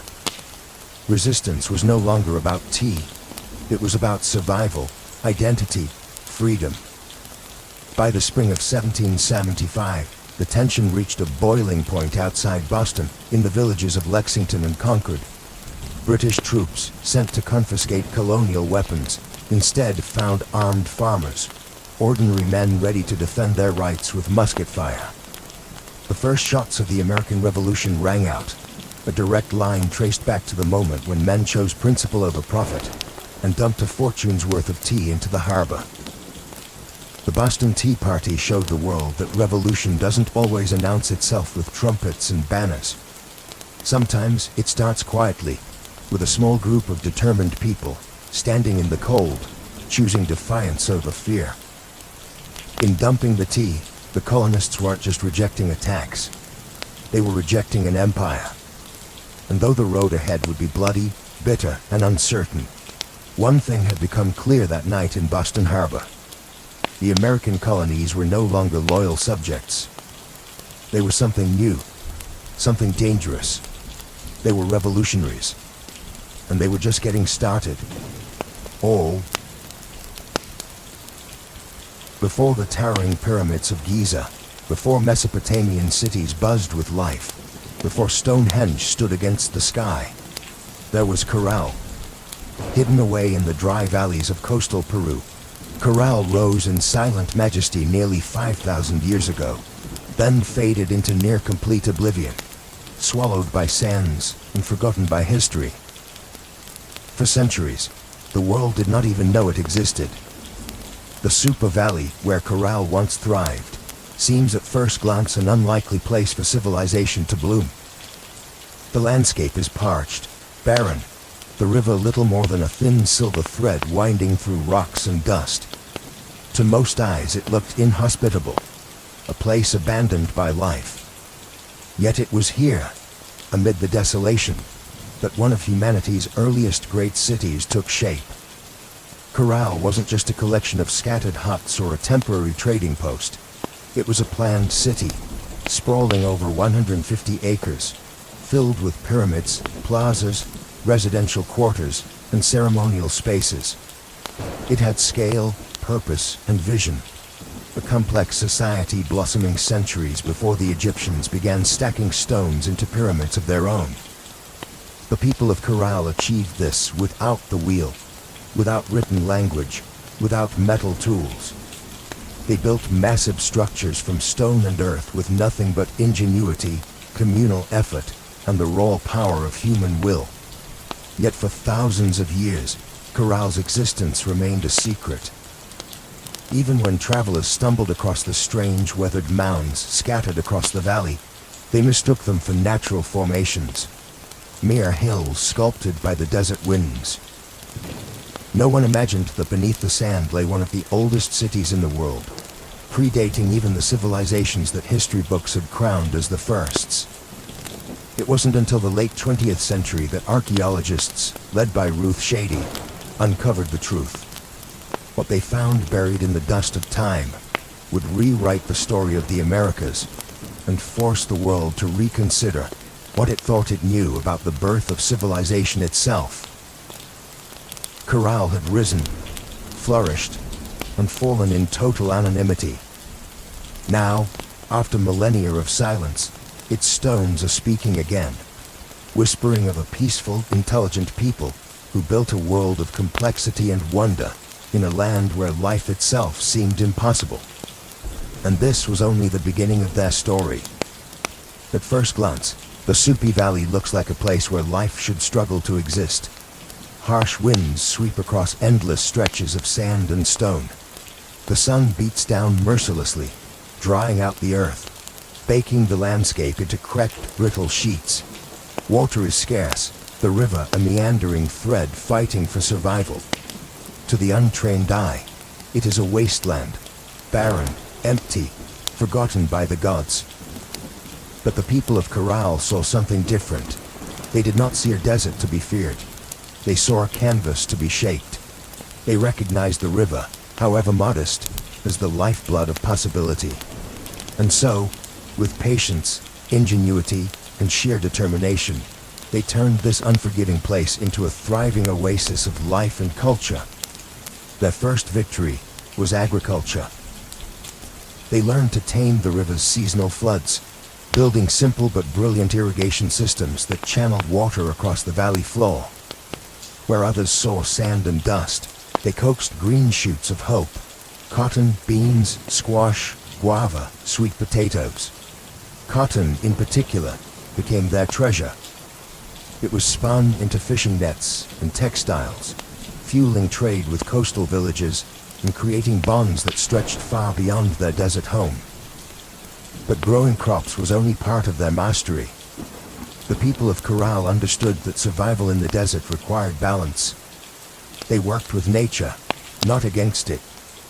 They built their homes and plazas from stone and earth, designed to withstand both scorching heat and the rare, punishing rains that occasionally swept through the valley. They studied the stars and seasons, planning their harvests with the precision of master astronomers. Trade became the veins and arteries of Corral's economy. Dried fish, cotton, fruits, and handmade goods flowed up and down the coast. In exchange, Corral received exotic goods: colorful shells from the Pacific, rare stones from the Andes, ideas from distant peoples. They were not isolated, they were connected. In a land where survival seemed impossible, Corral thrived through intelligence, innovation, and community. They didn't conquer the desert with brute force. They partnered with it, learning its rhythms, respecting its power, building a society that was not just functional. It was extraordinary. Against the odds, Corral blossomed into a beacon of civilization. And it was only beginning to rise. Rising out of the desert like ancient guardians, the pyramids of Corral defy everything we thought we knew about early civilization in the Americas. These were not small, crude structures built by primitive hands. They were massive, deliberate works of architecture, created by a people with vision, organization, and ambition. A centerpiece of the city was the Pyramid Mare, the largest of Corral's monumental structures. It stretched more than 450 feet in length and towered nearly 60 feet above the desert floor, a feat of engineering on par with the early wonders of the ancient world. Built from stone, mud, and woven reed bags filled with rocks, the pyramid was designed not just to endure the harsh climate, but to withstand the punishing earthquakes that occasionally rattled the region. And endure it did, standing silent against wind and time for nearly 5 millennia. But the pyramids of Corral were not tombs. Unlike the massive burial complexes of Egypt, Corral's pyramids served a different purpose. They were centers of ceremony, power, and public life. Temples and gathering spaces crowned their summits, accessible by broad, elegant staircases. Fires once burned atop these platforms, and rituals were held beneath the endless Peruvian sky. At the foot of the pyramids, vast plazas opened up, sunken and circular, inviting thousands to gather for religious ceremonies, political meetings, and communal celebrations. The very design of Corral's cityscape suggested a society that prized community and order, a people deeply connected to one another and to the cosmos. Around the pyramids, smaller residential complexes fanned out, likely home to priests, administrators, artisans, and farmers. The pyramids themselves seem to have been strategically placed, aligned with celestial events, sunrises, solstices, the cycles of the stars. To the people of Corral, architecture wasn't just practical, it was spiritual, mathematical, cosmic. Walking among the weathered stones today, It's almost impossible not to feel a strange sense of awe. These structures were raised without metal tools, without the wheel, without beasts of burden. Yet they rose with symmetry, scale, and staggering precision. The Great Pyramids of Corral were not built for vanity, nor for war. They were built to connect earth and sky, community and cosmos, humanity and eternity. And they still whisper across the sands, telling a story that refuses to be forgotten. Among the ruins of Corral, there is something profoundly different, something that sets it apart from so many ancient civilizations. No weapons have been found buried beneath its sands. No defensive walls circle its plazas. No mass graves hint at bloody conquest or internal strife. Unlike the kingdoms that rose and fell through war, Corral was a society built on peace. It's a revelation that defies expectations. Here was a civilization that flourished not through violence, but through cooperation, trade, and shared belief. The people of Corral seem to have invested their energy not in armies or fortresses, but in architecture, astronomy, music, and communal life. Their plazas and pyramids weren't monuments to victory over enemies. They were centers of celebration, worship, and governance. This was a civilization that chose to gather rather than conquer, to negotiate rather than destroy. Trade was the lifeblood of Corral's success. Cotton, grown along the fertile riverbanks, was spun into fishing nets that were traded with coastal communities. In return, Corral received dried fish, an essential source of protein, and exotic goods from faraway places, colorful shells from the Pacific, precious stones from the highlands, and even rare tropical fruits from distant valleys. This wide network of trade stitched the region together, binding far-flung communities into a peaceful web of mutual benefit. And in the center of it all, Corral thrived as a cultural and economic hub. Religious and ceremonial life played a vital role in maintaining social harmony. The city's grand public spaces and sunken plazas likely served as stages for rituals that united the people under shared spiritual beliefs.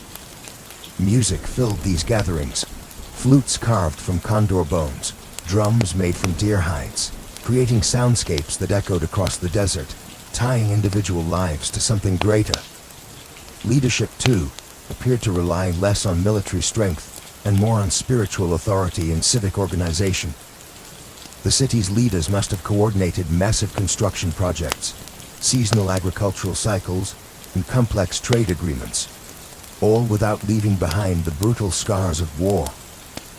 In an ancient world so often defined by conflict, Corral stands as a shining exception, a reminder that civilization does not have to rise on the broken backs of the conquered. It can instead be built by the quiet power of collaboration, creativity, and trust. At Corral, the stones still seem to hum with echoes of a world long gone. It was not just a city of buildings and trade. It was a city alive with sound, ceremony, and spiritual rhythm. Music and ritual were woven into the very heartbeat of Corral civilization. Archaeologists, digging carefully through the dry sands, uncovered a treasure trove of ancient instruments. Flutes crafted from the bones of condors and pelicans, whistles fashioned from deer antlers, small drums stretched with animal hides. These artifacts were not simple toys. They were crafted with care, tuned to specific notes, designed to carry sound across the wide, open plazas of the city. In a world without written language, music spoke the language of the soul. Imagine it, the low thrum of drums rising at dusk, flutes keening like the desert wind, feet stamping on the sunken plazas as hundreds gathered under the fading light. Fires would crackle atop the pyramid platforms. Priests, dressed in intricate woven garments, would chant to the gods of the river, the earth, the stars. In those moments, Corral was not just a city, it was a symphony. The layout of Corral itself suggests that ritual life was at its core. The grand plazas were not mere open spaces. They were stages for communal ceremonies, carefully designed to draw people together. The sunken circular courts acted like ancient amphitheaters, focusing sound and sight onto the rituals performed at their centers. And above them all, the pyramids loomed, not as tombs, but as sacred mountains built by human hands, linking the earth to the heavens. Rituals likely marked the turning of the seasons, the cycles of planting and harvest, the movements of the stars. Music was not just entertainment. It was a bridge between people, between nature and the divine, between the known and the mysteries beyond. No violent murals, no terrifying gods of war, no bloodthirsty sacrifices. In Corral, the spiritual world seems to have been one of harmony, celebration, and reverence. Even today, when the desert wind whistles through the ruins, you can almost hear it.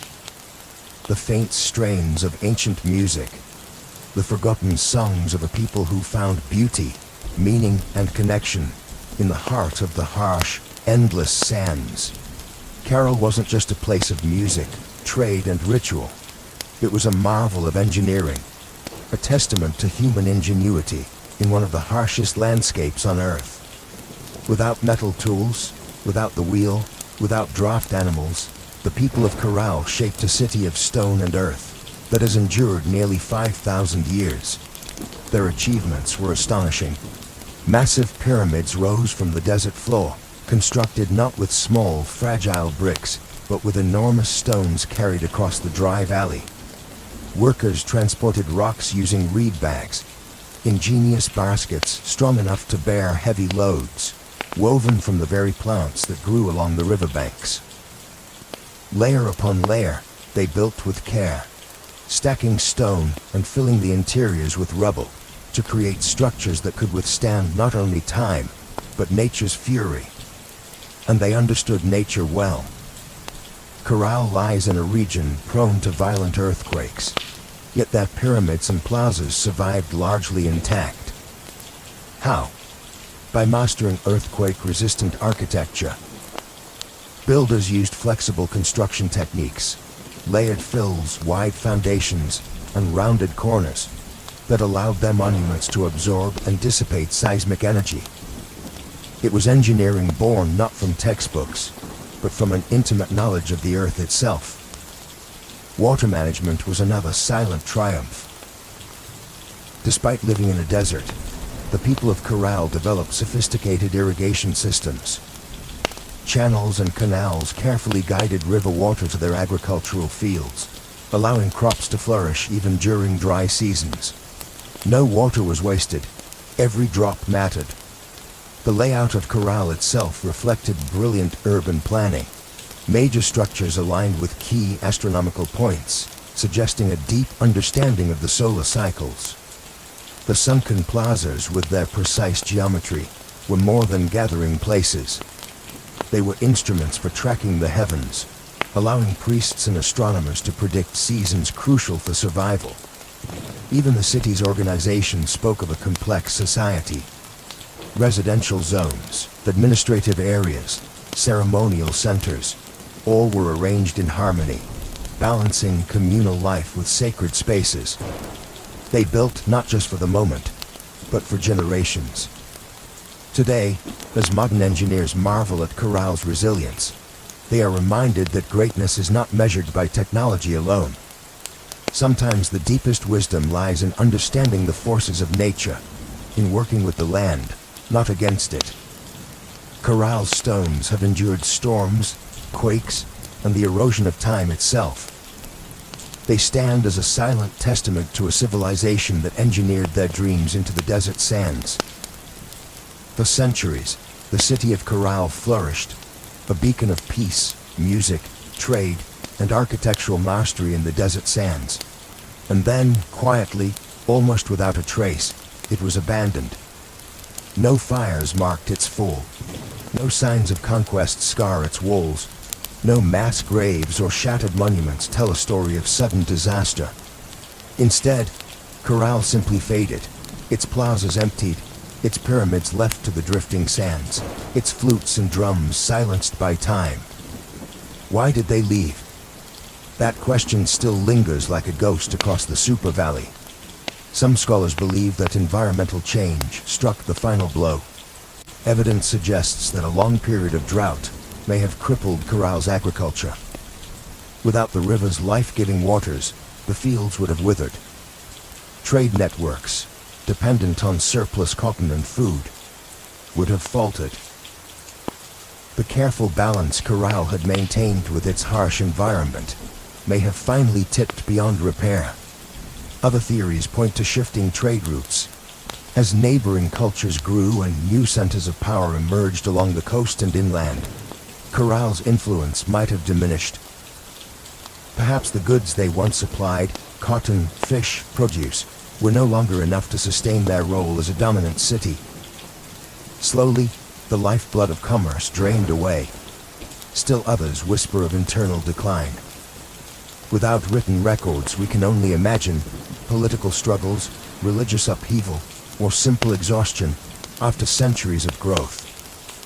Even peaceful societies can fracture under pressure when survival becomes uncertain. Whatever the cause, the departure seems to have been gradual, not sudden. Families likely drifted away one by one, seeking more fertile valleys, stronger rivers, new beginnings. Children who once ran across Corral's plazas grew up telling stories of a lost city behind them. Stories that would eventually fade into legend. The desert reclaimed what humans had built. Winds carried fine sand over stone temples. Flutes lay buried beneath shifting dunes. What had once been a humming, vibrant civilization became a field of silent, sleeping mounds.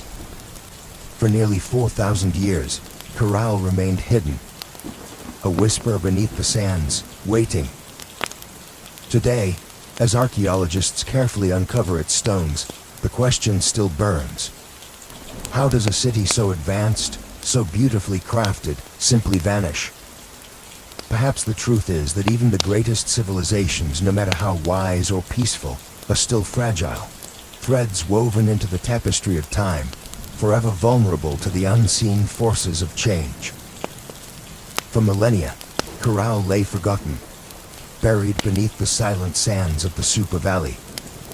Travelers passed the strange, rounded hills that dotted the landscape, never suspecting that beneath their feet lay the ruins of a civilization older than the pyramids of Egypt.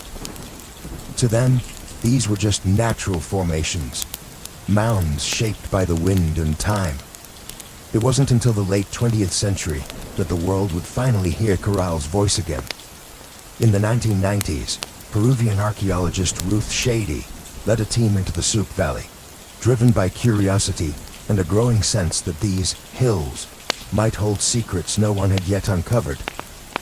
What they found would rewrite the story of human civilization in the Americas. Layer by painstaking layer, the sand was brushed away. Beneath it emerged walls of carefully cut stone.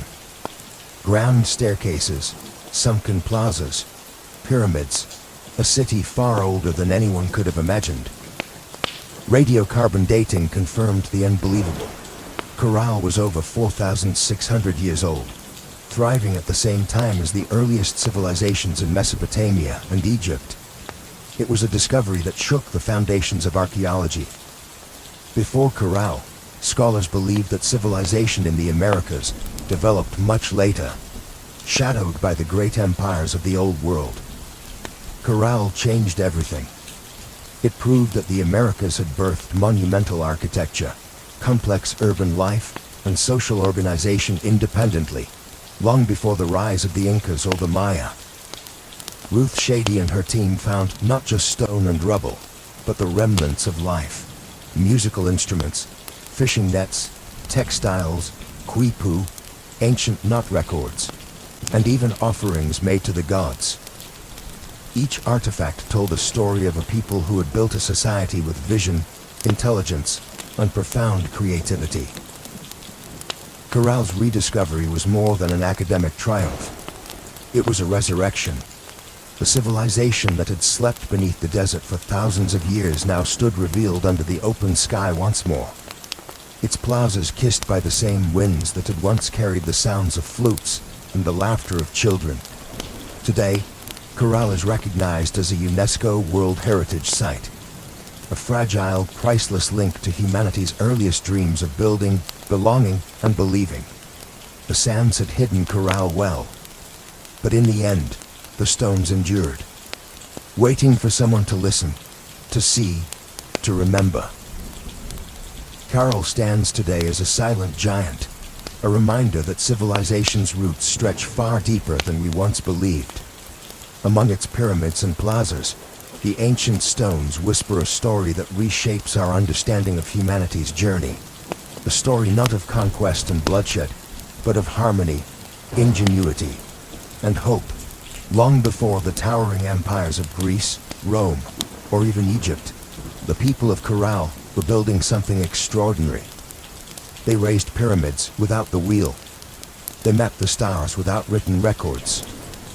They created a thriving society rooted in trade, music, ritual, and engineering, all without leaving scars of war upon the land. In an era often defined by conflict, Corral offers another vision of what civilization can be. A society that valued connection over conquest, knowledge over domination. It reminds us that complexity does not require violence. That greatness is not measured by how many armies march across a battlefield, but by how a community comes together to build, to create, to dream. Corral's legacy reaches far beyond the dry sands of the Soup Valley. It challenges old assumptions, that civilization had a single cradle, that urban life and monumental architecture belonged first to the old world. Corral proves that humanity's spirit of innovation and aspiration arose independently in many corners of the earth, shaped by different hands, but driven by the same eternal desires. To endure, to celebrate, to reach toward the divine.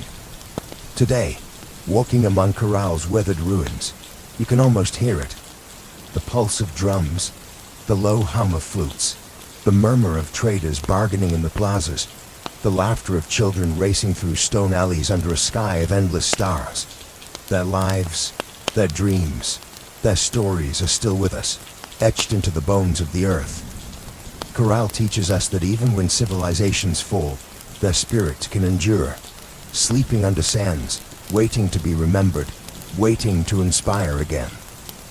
In the great timeline of human history, Corral shines not just as a relic of the past, but as a beacon for the future. A reminder that, even in the harshest deserts, even under the heaviest sands, the seeds of wonder, wisdom, and peace can take root, and build a world that reaches for the stars.